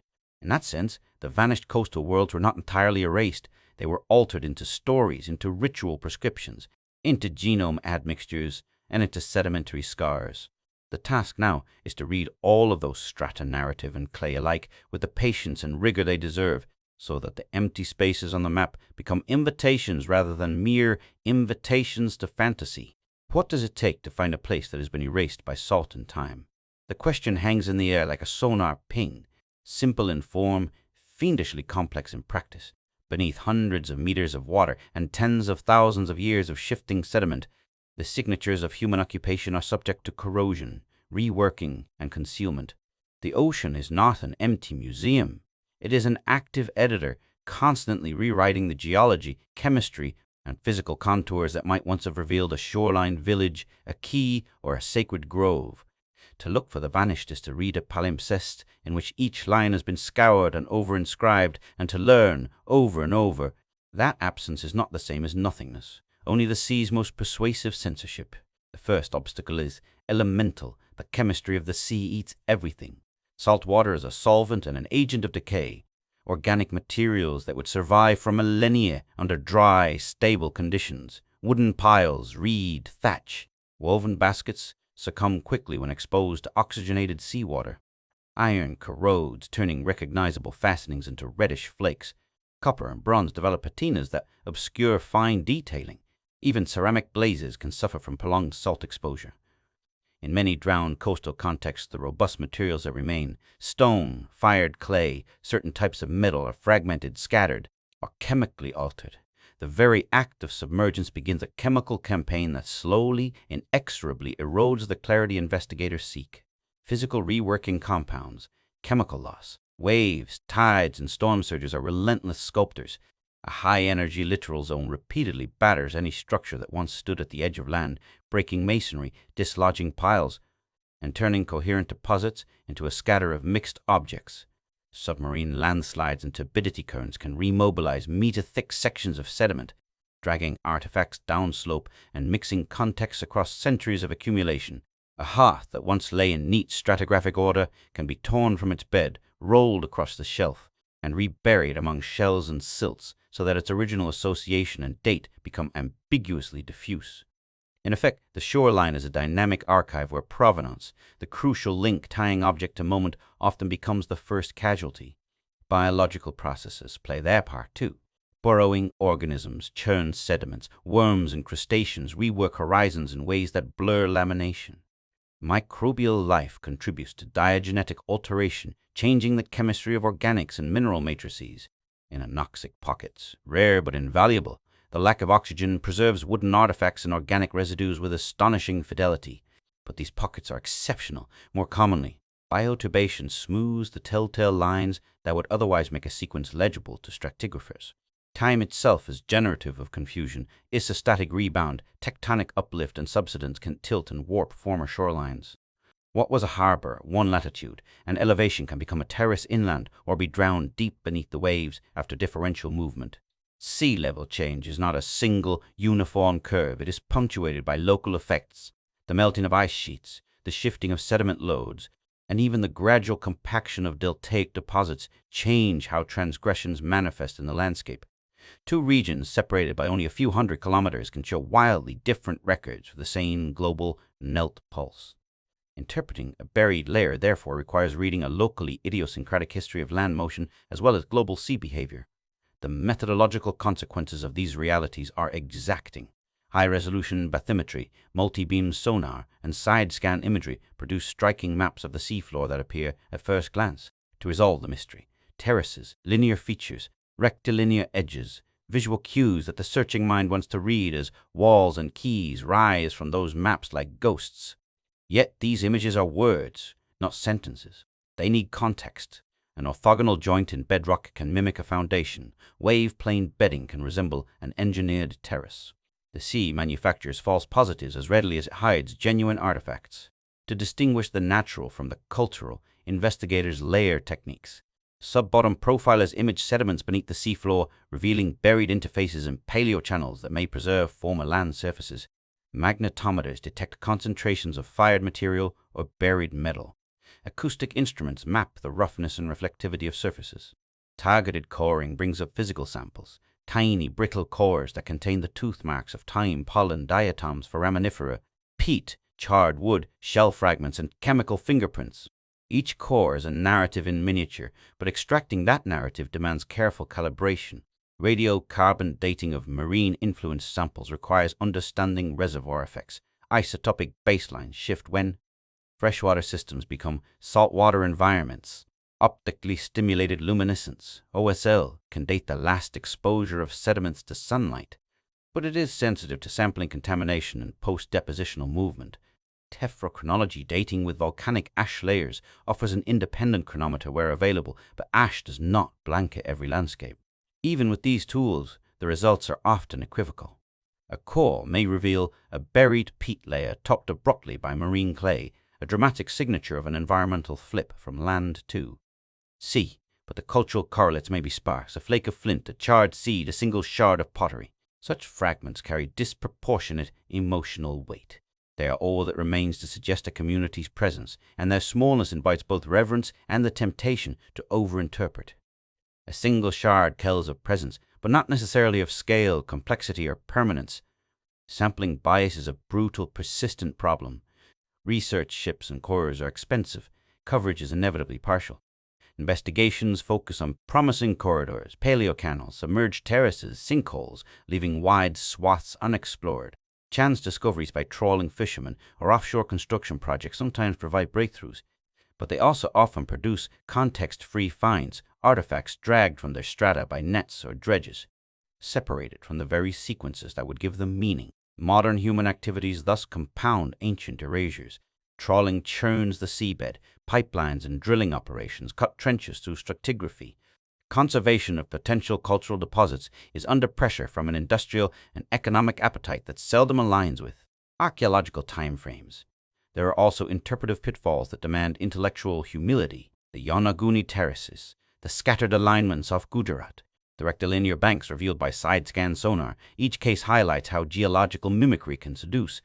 Natural jointing, reef growth, beach rock formation, and karst processes can all produce features that, to a human brain that seeks pattern, read as architecture. Cautionary examples teach the discipline to prize convergence. Multiple, independent lines of evidence are needed before the label human can be applied confidently to a submerged feature. An apparent wall must sit above a cultural horizon, be associated with datable organics or artifacts, and be shown not to be a product of bedding or jointing. Where this convergence appears, what was once speculation becomes a story with teeth. Even when convergence is attained, non-human taphonomic processes blur temporal signals.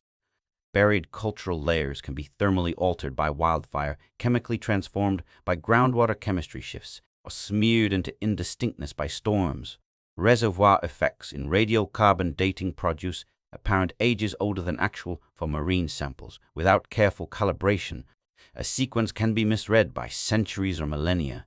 Mixing of freshwater and marine systems complicates faunal and floral assemblage interpretations. What looks like a sudden arrival of brackish species could in some contexts be a seasonally variable signal or reflect localized estuarine dynamics rather than a full marine transgression. And yet, within this gauntlet of complications, rare and exquisite preservations appear: anoxic basins that became time capsules, wood preserved in fine silt, organic residues sealed beneath marine clays. These exceptional contexts are the laboratories of resurrection where archaeologists can reconstruct daily life, toolkits, diet, craft marks, and sometimes symbolic behavior. Blue holes, sinkhole caverns, and certain lagoonal basins have produced such miracles: pollen that speaks of vanished vegetation, charred seeds that reveal crops, and even structural timbers with tool marks. The emotional impact of these finds is powerful. They are slivers of contact with people who lived where the sea now rolls, and they compress into a handful of samples the human cost of inundation. The human dimension of this work is essential. The search for submerged heritage is not merely technical, but ethical and psychological. Communities whose cultural memory includes stories of swallowed villages look to marine archaeology not as an intellectual exercise, but as a form of recovery. Oral traditions become guides, not just curiosities. Their topographical cues, place names, taboo ridgelines, and ritual recollections offer hypotheses that can be tested against sediment cores. Yet the relationship between myth and sediment is delicate. Myths have a genomic plasticity of their own. They change, absorb cosmology, and moralize. Using them as field guides requires translation, calibration, and a readiness to accept that a powerful narrative may correspond to an ephemeral, localized event rather than to a durable archaeological signature. Funding and institutional constraints shape the field as much as natural forces do. Marine archaeology competes with pressing societal needs and with other scientific priorities. The costs of seafloor mapping, coring, lab analysis, and interdisciplinary collaboration are high.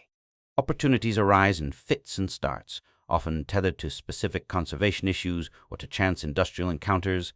As a result, the archaeological map of the submerged world is patchy and heavily biased toward places with easy access or economic interest. Envisioning a comprehensive search of the drowned shelves of the world remains, for the foreseeable future, a dream constrained by budgets and geopolitics. Legal frameworks add another layer of complexity. Rights to survey, to excavate, and to repatriate are governed by national laws and international conventions. Underwater cultural heritage exists in the jurisdictional fog of territorial seas, exclusive economic zones, and continental shelf claims. Where a submerged site might illuminate a shared past for multiple modern peoples, questions of ownership, stewardship, and narrative control arise. Those questions are not technical, they are social, moral, and sometimes painfully political. Respecting the claims and sensitivities of coastal communities and descendant groups is as essential as the coring technique used to retrieve a sample. Despite these obstacles, the work continues because the payoffs are singular. Every confirmed half under marine clay, every preserved seed assemblage, every distinct cultural horizon beneath an anoxic layer is a voice from a buried shore. The reactions are not purely scientific. They are human, moved by recognition, by grief for lost spaces, by astonishment that something as delicate as a reed mat or as humble as a shell bead has survived where everything else was meant to vanish. There is humility, too, for each new clarification reframes previous certainties. The ocean's erasures compel a posture of respectful skepticism, enthralled enough to keep probing, cautious enough to demand rigorous convergence before rewriting narratives. The emotional dimension extends beyond the laboratory. Public fascination with lost coasts and drowned cities fuels support for research, but can also push narratives toward hyperbole.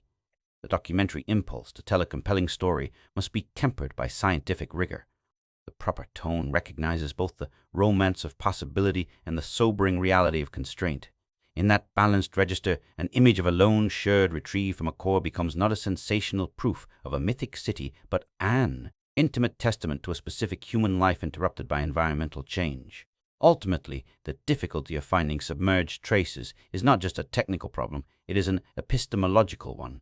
It asks how humans reconstruct past lifeways when the primary stages for those lives, the coastal plains, estuaries, and shelves, have themselves been the actors of erasure.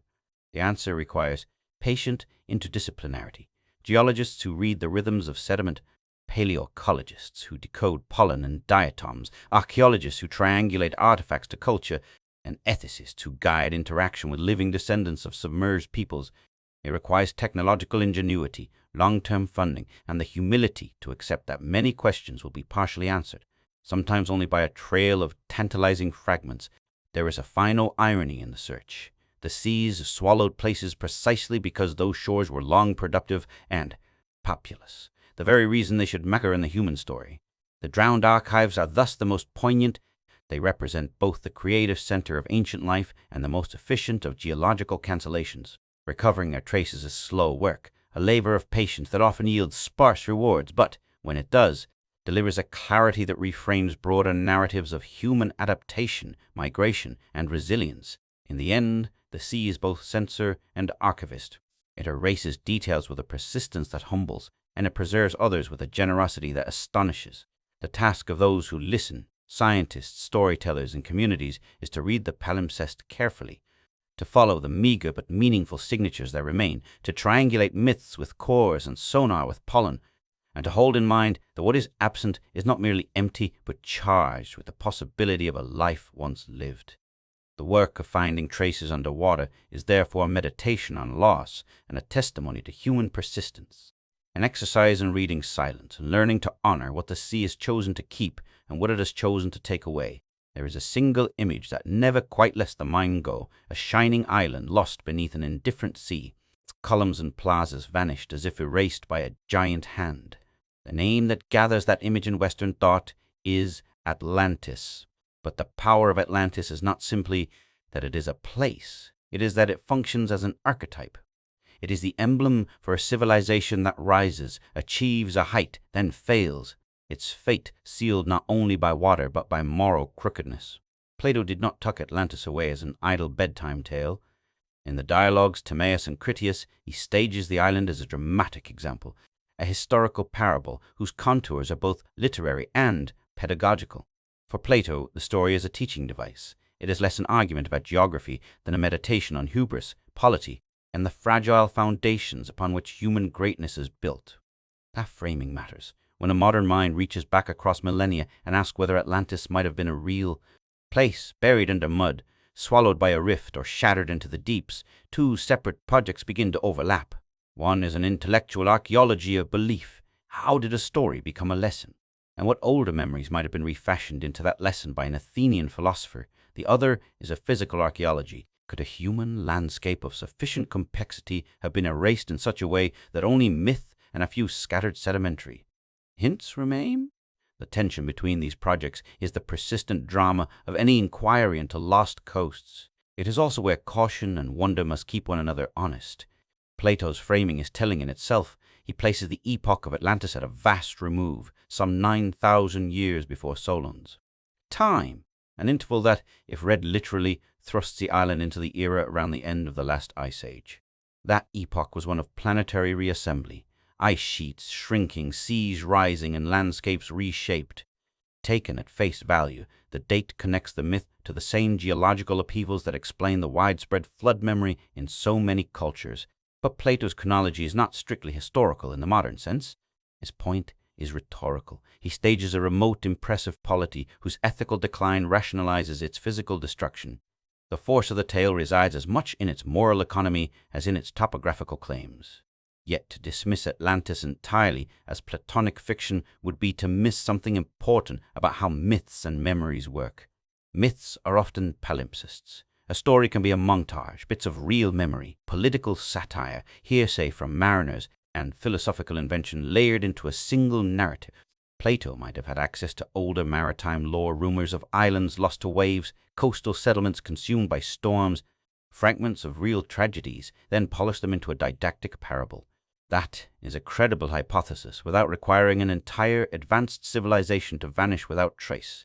At the same time, the geological record does not rule out the more provocative possibility that certain human landscapes were erased in ways that make detection extremely difficult. Consider the mechanics of erasure. The continental margins and shallow shelves that once hubbled coasts are dynamic places. They are the repositories of river load, the theaters of storms and tides, and sometimes the soft wedges where tectonic forces create deadly instability. Two particular processes are relevant when imagining a civilization lost more thoroughly than usual: burial beneath thick mud deposits and catastrophic collapse into submarine trenches or canyons. Burial beneath mud is a slow but inexorable form of disappearance. Rivers carry enormous loads of fine sediment, and deltas are particularly efficient at burying landscapes. Over centuries, floodplains and coastal plains can accumulate thick sequences of silt and clay. When humans live on these margins, their houses, hearths, and gardens sink beneath their own landscape's fertility. In a transgressive context, when sea level rises and estuaries push inland, salt water can convert peat swales into mudflats that attract even more sediment. Over time, entire settlements can be sealed under thick, oxygen-poor clays that preserve nothing of the organic architectures typical of early coastal life. Those clays are graves and archives at once. They preserve some microfossils and chemical signatures, but often they obliterate the visible plan of a settlement. In such a scenario, a community's existence is not annihilated so much as entombed in a medium that resists casual discovery. The remains do not vanish into nothing. They are simply muffled beneath tons of indistinct muck. Collapse into trenches or submarine canyons is a different, more violent kind of disappearance. Offshore topography includes steeply incised channels, underwater gorges that feed the abyssal plain. When sediment-laden slopes become overloaded, perhaps after a quake or storm, they can fail catastrophically. Vast slabs of coastline and shelf material can slough into the deep, initiating turbidity currents that travel for dozens or hundreds of kilometers. Objects that fall into such currents are not merely scattered, they are shredded, ground, and effectively removed from the surface archive. Where such processes occur, the archaeological signature is diffuse and reworked, if it survives at all. Wooden structures are splintered, pottery is abraded into shreds, organic residues oxidize as fragments tumble. The result is an extraordinary kind of silence. The sedimentary record shows disruption, but the human imprint is smeared beyond easy recognition. Both processes, slow burial and catastrophic collapse, are realistic geological mechanisms, and they are not mutually exclusive. A coastline might first be overwhelmed by the insidious creep of brackish waters and peat decay, then later experience a sudden landslide that sends the most durable artifacts cascading down a submarine slope. In that compound scenario, what survives on the seabed is a paltry scatter, often out of stratigraphic order. the places where archaeologists would most want to find coherent settlements, well-preserved streets, hearth clusters, aligned keys are the very places least likely to preserve them intact. The sea is both repository and rewriter. If Atlantis had any locus in such processes, the implication is bleak for discovery. The standard hallmarks of advanced societies, monumental stone architecture, networks of durable ceramics, metallurgical slag, do leave traces, but the distribution depends heavily on local materials and building traditions. A polity whose public works were predominantly timber and mud, whose ritual life expressed itself in perishable textiles and ephemeral monuments, could be more culturally sophisticated than its durable archaeological signal suggests. In many productive coastal systems, durable stone was scarce and wood abundant. Permanence was embodied in boats and canals, not in high stone walls. The sea preferentially erases such economies. There is also the matter of scale in Plato's tale. He describes wealth, fleets, and temples. That scale feeds the popular imagination, an imperial Atlantic metropolis commanding trade and architecture. But scale in narrative does not map one-to-one onto technological signature. Trade networks can be extensive while leaving modest remains ashore. Administrative complexity can be real, even in the absence of grand stone monuments. Conversely, impressive ruins do not always equate to proportional social complexity.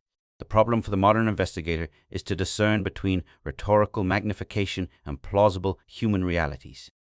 Geology offers some plausible places to look for the sedimentary scars that could correspond to the type of drowning Plato imagines. Submerged continental shells off the Mediterranean and North Africa, shelf repositories in the North Atlantic, and the bathymetric plains surrounding island arcs are all candidate archives. Some loci of interest already show intriguing proxies, abrupt salinity changes in sediment cores, rip-up clasts indicative of energetic transport, buried peat overlain by marine clay. But none of these lines of evidence, in isolation, proves the existence of a highly developed polity of the sort described by Plato. What they do demonstrate is a world in which rapid environmental change and human settlements regularly found themselves at cross purposes. There is a second, equally critical dimension to Plato's use of Atlantis, its moral architecture.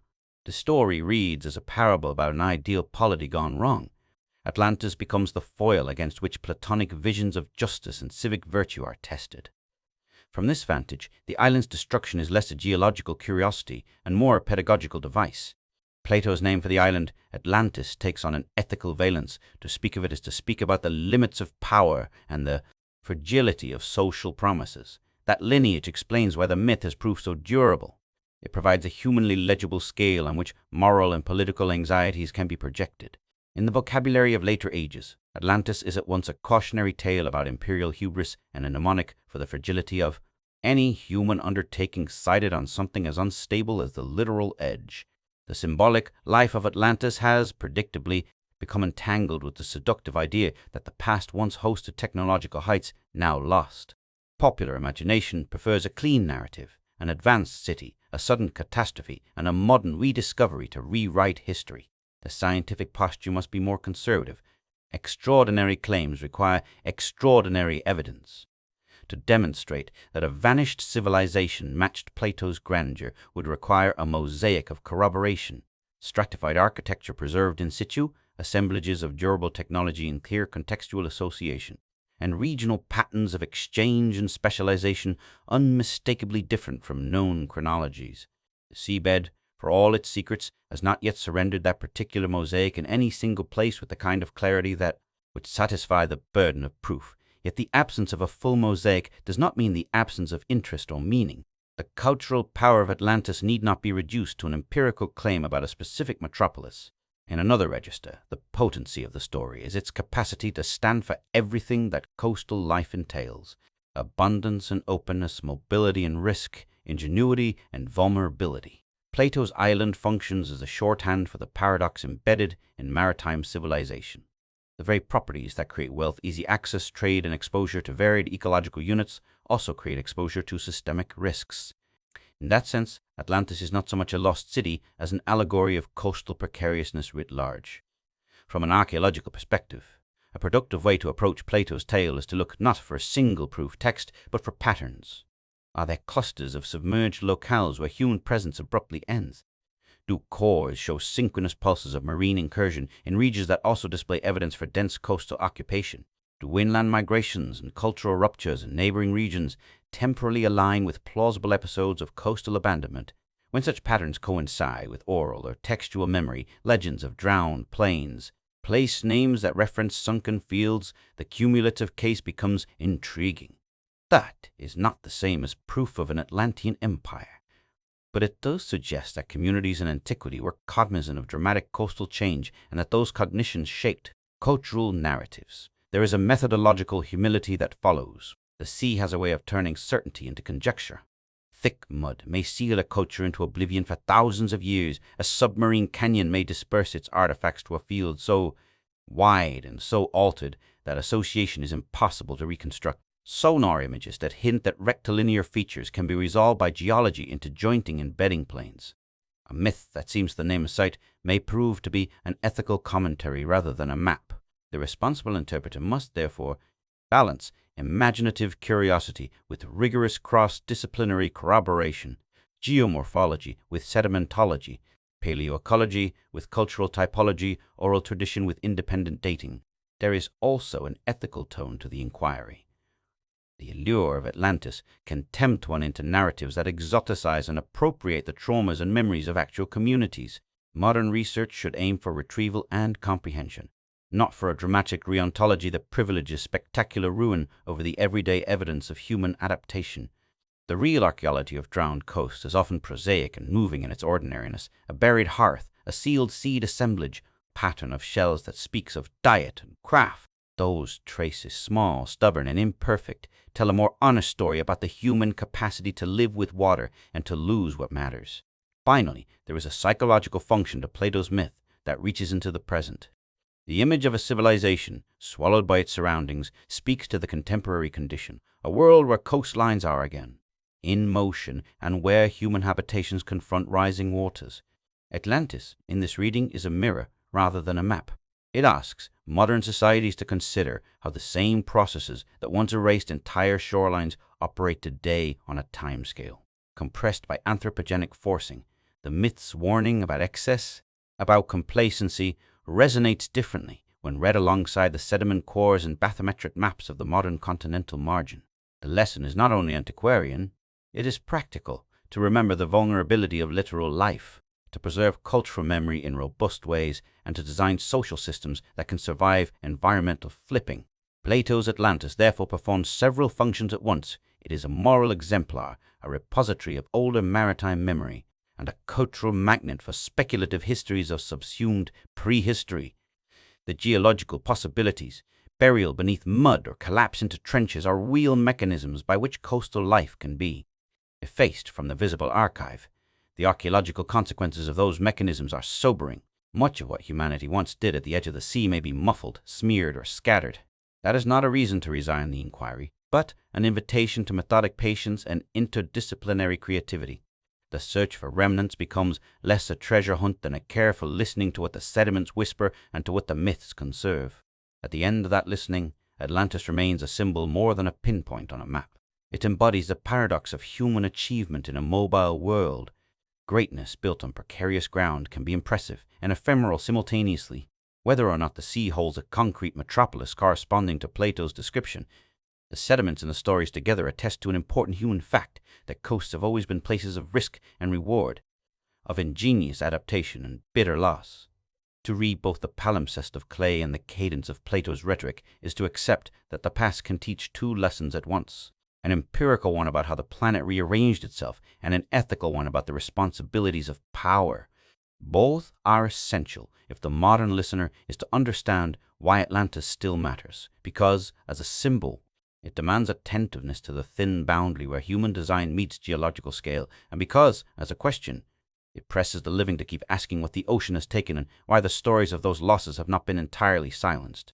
Is it possible that the history people tell themselves of a single, unbroken ascent from scattered bands of foragers to farmers, city builders, and the architects of modern science is incomplete? What if, somewhere in the deep sedimentary grammar of the planet, there exists the faint residue of an earlier arc of social complexity that rose and fell beneath a changing sea?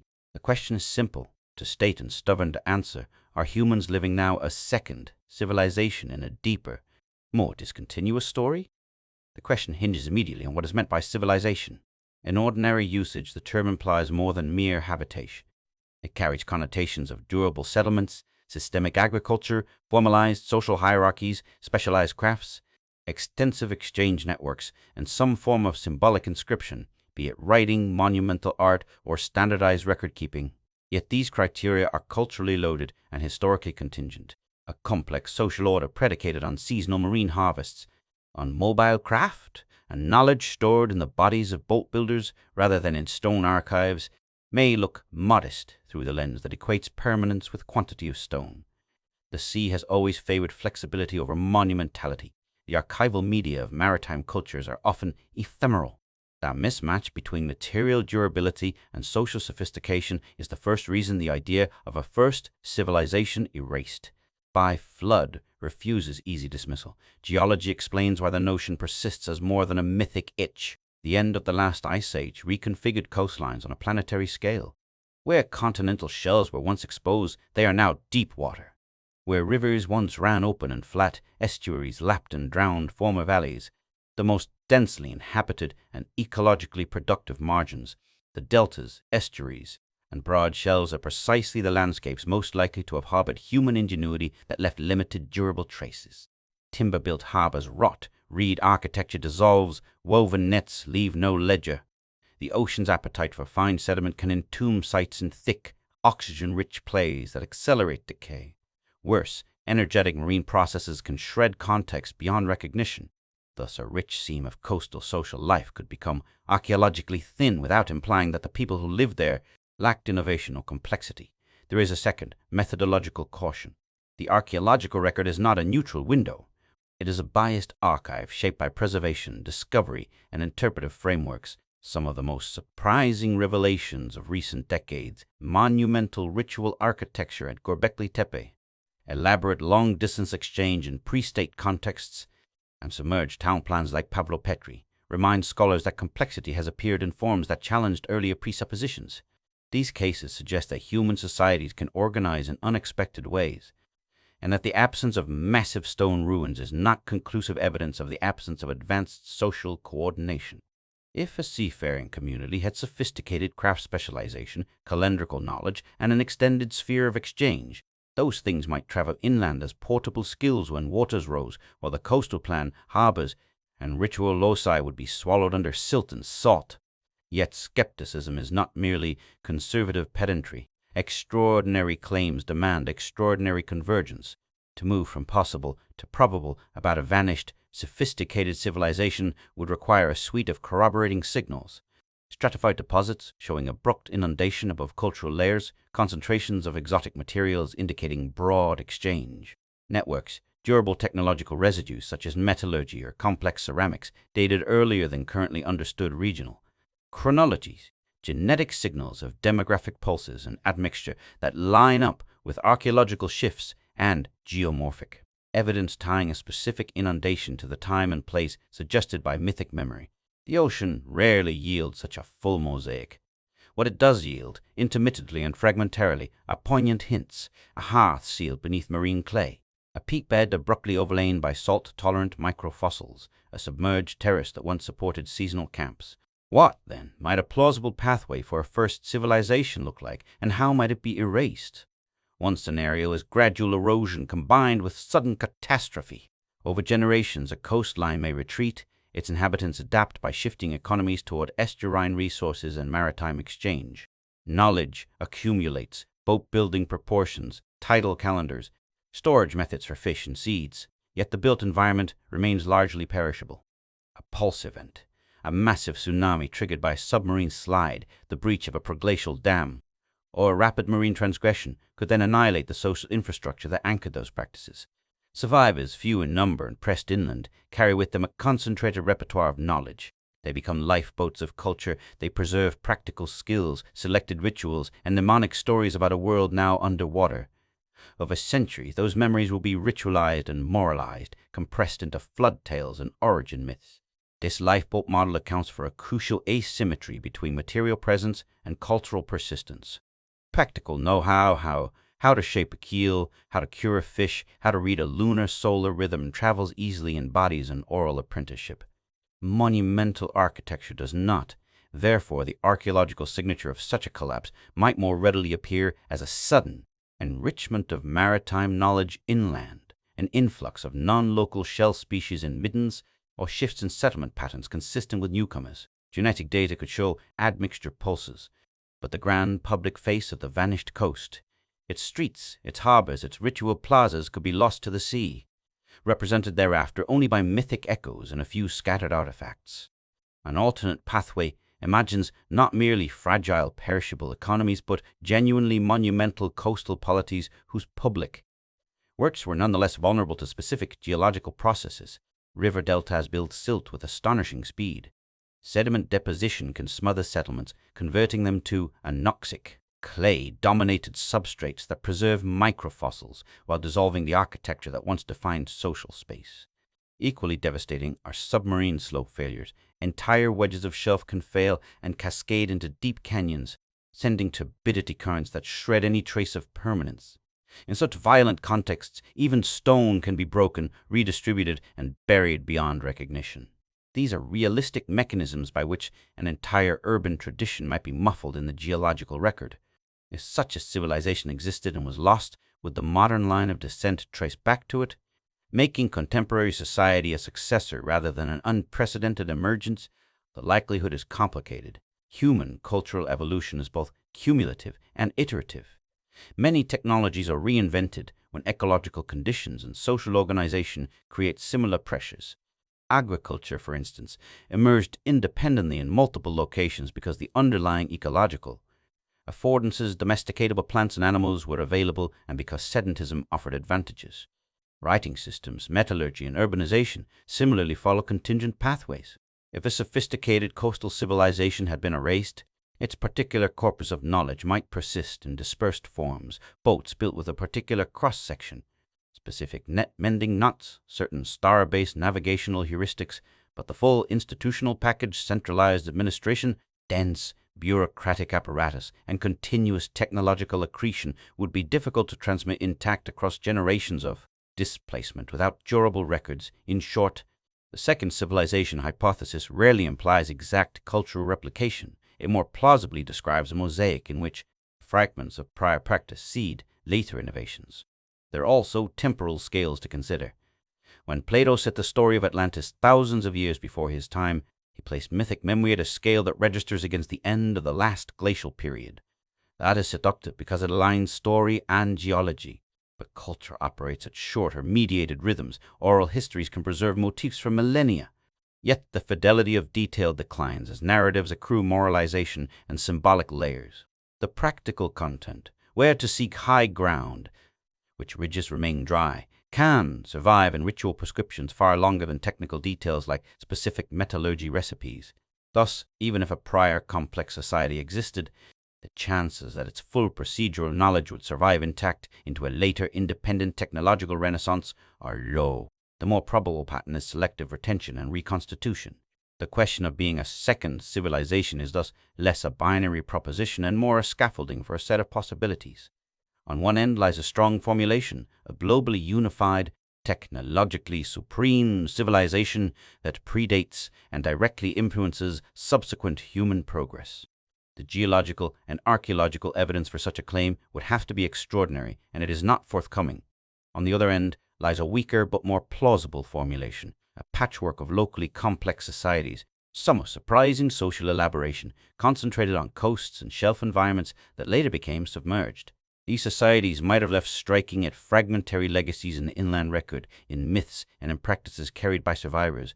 Between those extremes lie many nuanced configurations that combine partial preservation with reinvention. There are consequences to how this question is answered: scientific, cultural, ethical.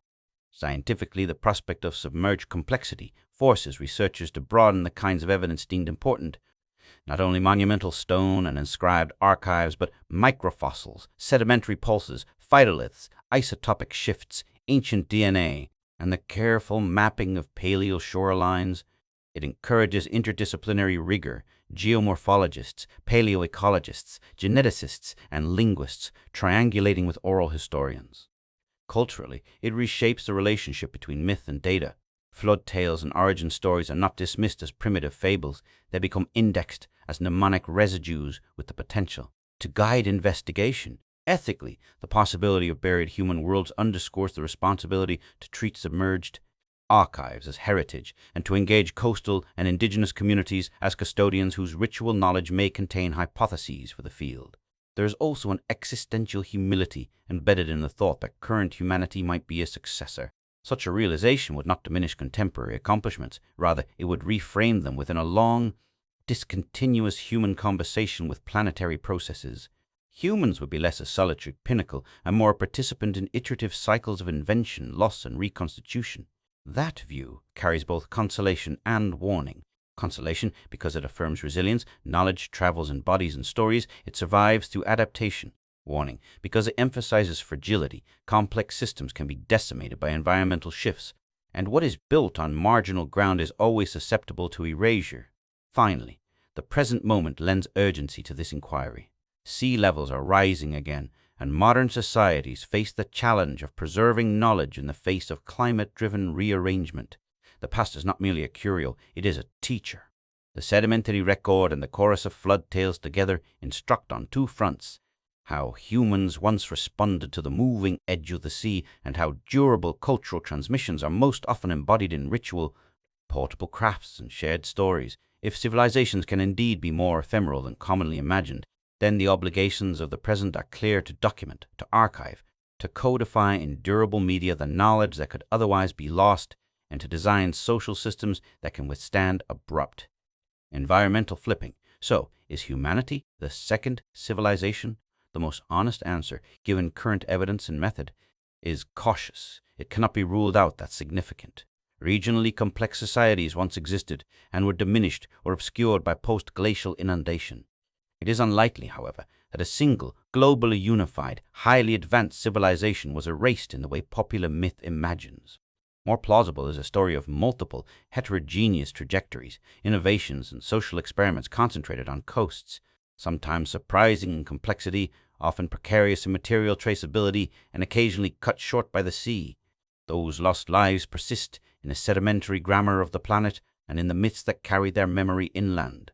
They remind modern listeners that history is not only an accumulation, but also an archive of losses, and that stewardship of knowledge, of coastlines, and of memory is part of the contract between present and deep time. 11. Why does this matter? The question is not merely academic. It reverberates across disciplines, politics, ethics, and the scaffolding of collective memory.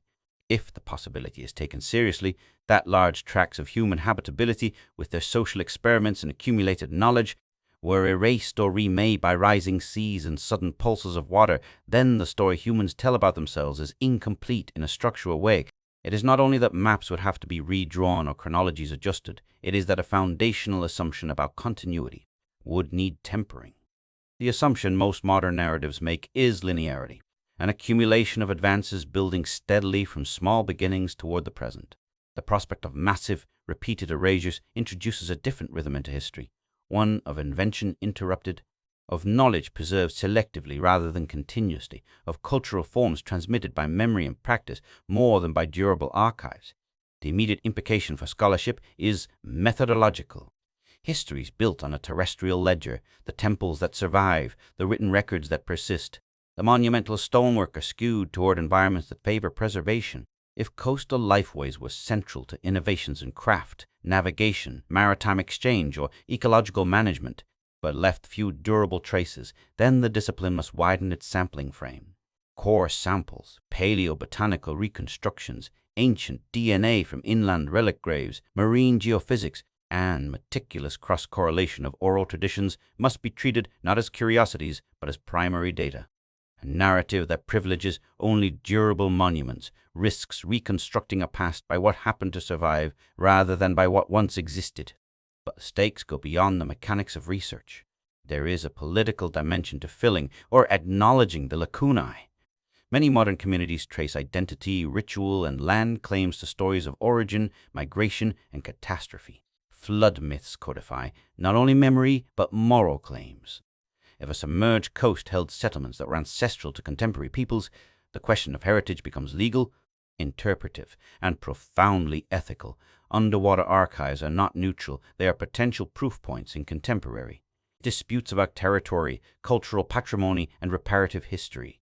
The recognition of drowned heritage carries responsibilities to consult coastal communities, to respect ritual attachments, and to ensure that investigations do not become exercises in extraction without restitution.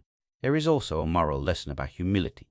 The idea that the planet can, over the span of a few generations or less, reconfigure the geography of economy and ritual is humbling in a way that technical charts rarely capture. Sedimentary layers and submerged terraces are blunt attendants to the fact that human life in a particular form is contingent on ecological conditions. Societies that appeared stable, those with complex trade, specialized craft, and social institutions were nonetheless vulnerable to processes that operate on longer and stranger scales than any planner intends. To appreciate this is not to indulge fatalism, but to recalibrate risk management and cultural priorities.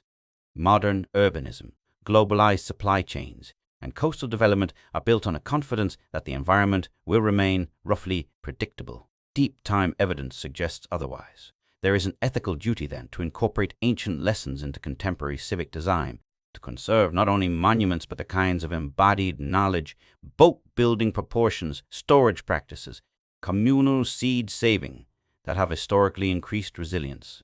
Emotionally, the matter is raw. When a core vial is opened and images of pollen or a charcoal horizon emerge, the visceral reaction is not only scholarly curiosity. The sediment reads like grief written in millimeters.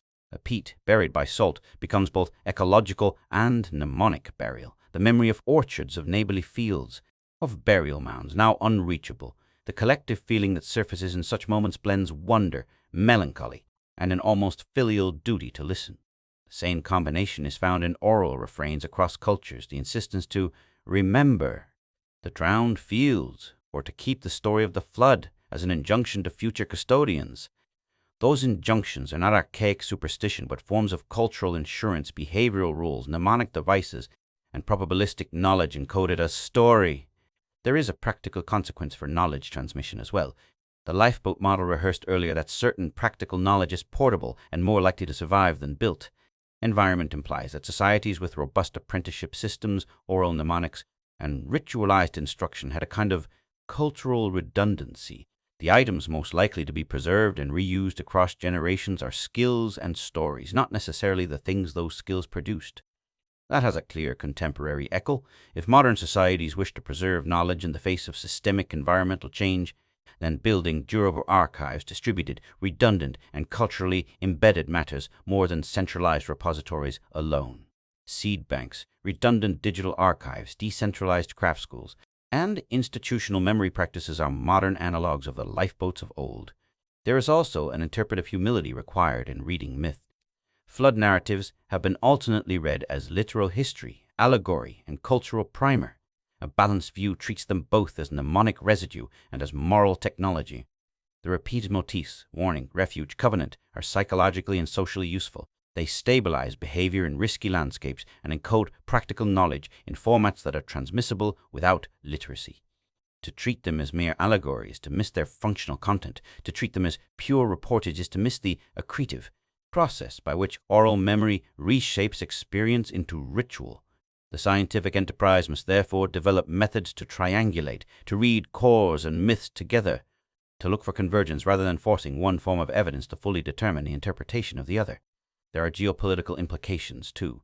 The recognition that coastlines were dynamic and that submerged landscapes once supported dense and innovative human life reframes cultural patrimony in many regions. International legal frameworks currently lag behind the kinds of cultural claims that underwater archaeology may generate. If studies begin to reliably link submerged sites to extant indigenous communities' origin stories, then questions of rights, stewardship, and repatriation will have to be addressed at juridical and moral levels. Countries will need to negotiate not only sovereign control of underwater heritage, but practices for collaborative research, community participation, and the ethical handling of artifacts and human remains. The sea is porous politically as it is physically. Heritage law will have to grow a vocabulary for continuity that crosses waterlines. Finally, there is an existential dimension to the importance of this inquiry.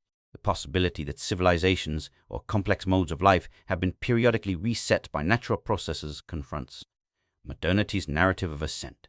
That confrontation is not an argument for pessimism, but for perspective. The arc of human history appears less like a steady climb than like a palimpsest of advances and losses, with knowledge traveling forward in fragments, sometimes reborn, often recombined. That image invites a different kind of awe, not the novelty of human uniqueness, but admiration for human resilience, the capacity to reconstruct social worlds, to codify survival strategies into stories, and to adapt across new ecologies. To the community of listeners, scientists, policymakers, descendants of drowned coasts, and curious citizens, the charge is clear yet demanding. Preserve the shards and their contexts. Fund the slow science of cause and careful mapping.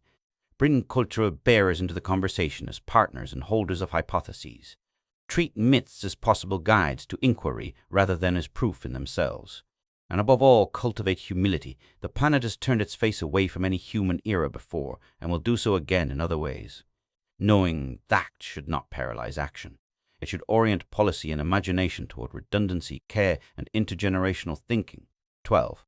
Conclusion. There is a simple, unavoidable image to carry forward, a shore that once hummed with life, with gardens and songs and the ordinary business of existence, now a pale sweep of waves that keep the old place company in silence. The idea that human history might be punctuated by such erasures is unsettling, but it is also instructive. It demands a reorientation of curiosity, away from single-line narratives of progress and toward complex webs of adaptation and loss, away from a fetish for the monumental and toward attention to the fragile archives of soil, seed, knotwork, and song. Synthesis of the argument yields several modest prescriptions. First, the scientific community should expand the scope of evidence it values to grant equal weight to sedimentary pulses, microfossil shifts, and oral memory as to ruins and inscriptions. Second, research agendas must be collaborative and long-term. The submerged archive does not yield to quick triumphs. It requires patient coring campaigns, cross-disciplinary teams, and funding schemes that recognize the slow accrual of proof. Third, ethical protocols must govern engagement with submerged heritage, consultation with descendant communities, sensitivity to ritual significance, and frameworks for shared stewardship. Fourth, modern planners should incorporate the lessons of deep time into resilience thinking, redundancy in food systems, distributed archival practices, and social designs that preserve embodied knowledge and communal coping mechanisms. But beyond policy and method, there is a cultural task: to hold paradox. The idea that people might be the next version in a chain of interrupted civilizations need not diminish contemporary achievements. It can, instead, deepen a sense of kinship with the past, a kinship not mediated solely by artifacts or monuments, but by practices, songs, and structural responses to an environment that has always been changeable. The depth of human ingenuity is not measured only by the solidity of stone, but by the adaptability of memory. There is also a soft lesson in humility, about confidence in knowledge. For decades, humanist narratives have been constructed on a base of terrestrial survivals, accepting that entire chapters may be. Missing means adopting an epistemic posture that is both rigorous and modest. It is a posture that prizes convergence of evidence over headlines, that prefers the slow accumulation of corroborated data to the hurry of sensational claims. It is a posture that listens to sediment and story with equal attention. A final, human note is unavoidable. The stories that have survived, the myths of floods, the ritual prescriptions about ridgelines, the songs that lament submerged groves are not relics to be consumed by curiosity. They are expressions of social memory and moral technology, tools that allowed communities to navigate risk and to transmit crucial knowledge across fragile conditions. To treat these stories respectfully is to recognize their function. To integrate them into scientific hypothesis is to honor their epistemic value, and to act upon their lessons is to give them a living usefulness beyond the sepia of the past. What remains in the end is a call to attention. The waters that once rose did not simply erase, they redistributed the map of human possibility and condensed memory into motifs that echo across cultures. The question, are humans the next version, is not merely a speculative provocation. It is an ethical invitation to look differently at the past, to expand the tools of inquiry, to protect the fragile archives that remain, and to build cultural and technical systems that survive not only the slow grind of sediment, but the sudden lurch of catastrophe. In that spirit, the inquiry into drowned coasts becomes more than archaeology or geology. It becomes an exercise in civic imagination, It is an attempt to make peace with contingency, to learn the survival grammar of places where land and sea argued, and to accept a responsibility to future generations. The sedimentary layers and the flood stories together teach a clear, if sobering, lesson. Human history is not merely what remains, it is also what people chose to carry forward. Those choices, what was taught, what was ritually preserved, what was stored in seed and song, are the real lifeboats. They are the fragile vessels that make it possible for a lineage of people to say, generations later, that they remember what was lost, and that, from memory and matter both, they will try to do better. There is a simple, stubborn paradox at the edge of every drowned shore. Water will take the soft and leave the hard. When a wave rolls over a reed settlement or a mud brick house, the reeds unglue and the mud dissolves, the grain heap rots, the baskets slump, and the imprint of a hearth becomes a stain. Yet there are traces that refuse to obey disappearance. Stone remembers, not like a human memory, quick and narrative and personal. Stone remembers by pattern and pressure, by fracture and polish, by the stubborn persistence of mineral chemistry and mechanical form. It keeps an archive written in weight and grain, an archive that is slow, patient, and indifferent. If the sea washes away the living scaffold of a community, the stones beneath often retain the book of what happened in a language that takes instruments and time to decode. That sentence, water takes the soft, stone keeps the hard, can sound consoling or cruel. It is consoling because it means that loss is rarely absolute. It is cruel because the things that remain are often hard to read. A line of blocks on a submerged terrace might be the remnant of a quay, or it might be a jointed bedrock plain worked by waves. A scatter of rounded boulders on a shelf might be the result of a tsunami's carrying power, or the wake of a submarine landslide. Stone keeps records, but it keeps them as geology writes them, in stratigraphy, in stress fields, in mineral replacement. The work of recovery is a long apprenticeship in a slow, foreign grammar. To read those stones requires a different kind of courage than the one the myths demand. The great flood narratives draw on dramatic moral choices, build the ark, heed the warning, preserve the pair. Those stories require bold action in the moment. The stone story asks for patience, technical humility, and interdisciplinary trust. It asks for the courage to listen to tiny things, the alignment of pebbles in a buried beach rock, the microscopic rounding of a granule that bears the abrasion of salt, the subtle chemical shift that marks the moment fresh water gave way to salt. Those are not moments of heroism, they are moments of painstaking work. Yet they are heroic in their own way because they demand steady faith that the past leaves an argument to be reconstructed and that the reconstruction will matter. Geology and archaeology together have invented practices to coax those arguments out of stone. Multibeam bathymetry draws the seafloor in precise light, converting dark plains into readable topography. Sub-bottom profilers peel the thin crust of recent silt to reveal buried surfaces, a peat bed here, a former dune crest there, a trail of hearth sealed beneath marine clay. Cores act like tiny time machines, cylinders of sediment that, when split, allow specialists to read pollen spectra, charcoal fragments, and foraminiferal assemblages as if they were sentences in an ancient language. Petrologists cut and polish thin sections of rock to discover tool marks fossilized in mineral growth. Micromorphologists study the fabric of a buried floor to see whether stones were deliberately laid or randomly dumped. Geochemists analyze trace metals and isotopes to tell whether a local copper smelter once smoked along a riverbank. Thermoluminescence and optically stimulated luminescence expose when grains last saw light. Radiocarbon with reservoir corrections places charcoal and bone in time. Each technique is a dialect of the stone's vocabulary, but the stone's voice is not uniform. Different contexts produce different rhetorical modes. A stone anchor in shallow water speaks directly of harbor activity. A line of post holes preserved in anoxic mud speaks of dwellings. A cut mark on a limestone bench suggests quarrying and intention. Elsewhere, the same rock speaks only of processes, bedding planes intersecting at right angles, the result of jointing and stress, not a plaza, but the architecture of fracture. The interpreter must constantly weigh the probability that a form is cultural against the more prosaic possibility that it is geomorphic. It is a slow form of detective work in which the difference between a signature of human labor and a coincidence of geology is often subtle and must be demonstrated by accumulation of evidence rather than drama. That accumulation is not merely technical, it is social. Reading what stones remember has become an enterprise that crosses disciplines and communities. Hydroacousticians and peat specialists, paleobotanists and native elders, coastal engineers and oral historians gather in the same tent, arguing over whether a pollen sequence points to cultivated grains or to a naturally enriched littoral meadow. Local storytellers offer place names and taboos that triangulate with topographical clues. A ridge called the Place of the Drowned Wells that coincides with a buried freshwater lens, a lullaby that names a promontory that no longer exists, but whose coordinates are preserved in a subsurface terrace. That convergence, oral memory meeting slab and core, is where the stone's aggregate testimony becomes humanly intelligible. The rocks do not speak in the idioms of culture, but they are legible when cultural voices supply hypotheses that the strata can confirm or overturn. There is an ethical dimension to listening this way. Many of the most promising lines of inquiry come from communities who have kept stories about loss for generations. Those communities are not passive sources of color for academic papers.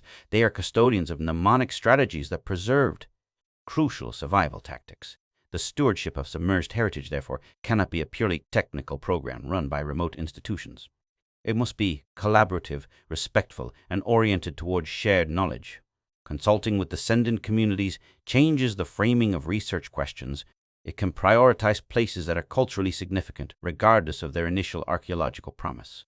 It can offer a counterbalance to the sediment scientist's temptation toward novelty and to the sensationalist media's appetite for a quick headline. Stone remembers more than events. In some settings, it stores attentions. A seabed pavement where tool scars align along one edge hints at a social arrangement.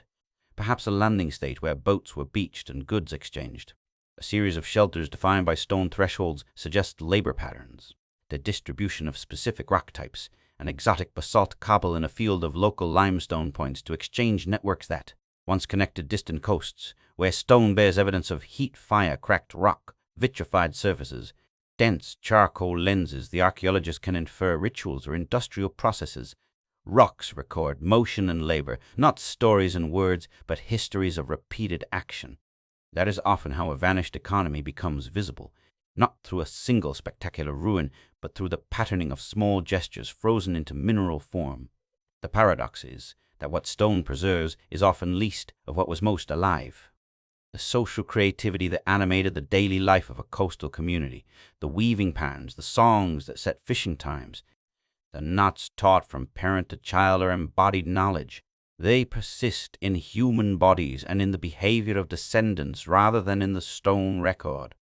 When water washes away the hems of habit, those embodied practices survive in narrative and in craft. They are the lifeboats of culture. Stone, therefore, is a partner in a larger episteme. One must translate between what stone can assert with confidence and what living communities can remember with fidelity. Together they make a fuller text. The urgency of this work is not merely archaeological curiosity. The planet's coastlines are moving again, now under the pressure of anthropogenic warming. The same processes that erased so many shorelines in the final pulse of the Pleistocene are not the stuff of some distant parable. They are active dynamics in a world with cities on deltas, millions depending on coastal aquifers, and cultural repertoires anchored to literal ecology. A stone keeps records that can teach resilience, where to build, how to read seasonal shifts, which ridgelines are stable. Then reading those records is not an academic ceremonial, but a practical act. The courage required is the courage to prioritize a long horizon, to fund patient coring campaigns, to protect submerged archives from industrial plunder, to invest in community-based knowledge preservation. It is a courage that accepts slow methods because the sea's language is slow. Reading the first chapter of ourselves is a phrase that can be taken in two ways. It is literal, to understand the earlier chapters of human adaptation, the experiments and failures that set the stage for later innovations.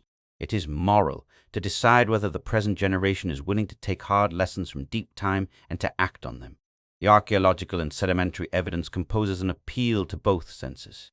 The stones say, in their heavy, measured voice, "We were here, we were skilled at certain crafts, we adapted in certain regimes, and when the sea moved, the map of human possibilities shifted." The myths say, "Remember, the two together press a question that is political as well as existential. Will current societies marshal the political will to preserve the knowledge that can make adaptation possible for the future?" There is another question folded into this courage, the courage to accept incompleteness. The study of drowned coasts will rarely yield a tidy narrative. It will be a patchwork, a hearth here, a key there, an ancestral song with faded topographical reference. A pollen curve that suggests a millennium of gardening interrupted by a marine pulse. That incompleteness is not a failing, it is the honest shape of deep time. Courage in this context is not the audacity to declare discoveries beyond the evidence, but the humility to live with partial interpretation and the tenacity to keep probing. It is the refusal to substitute sensationalism for patient corroboration. It is also the courage to distribute memory differently. Modern societies often rely on centralized records, archives, museums, oil fields of data that can be lost in catastrophic events. The deepest lessons from lifeboat scenarios suggest redundancy, dispersed seed banks, decentralized knowledge networks, apprenticeship systems that embed critical skills in the social fabric rather than in single institutions.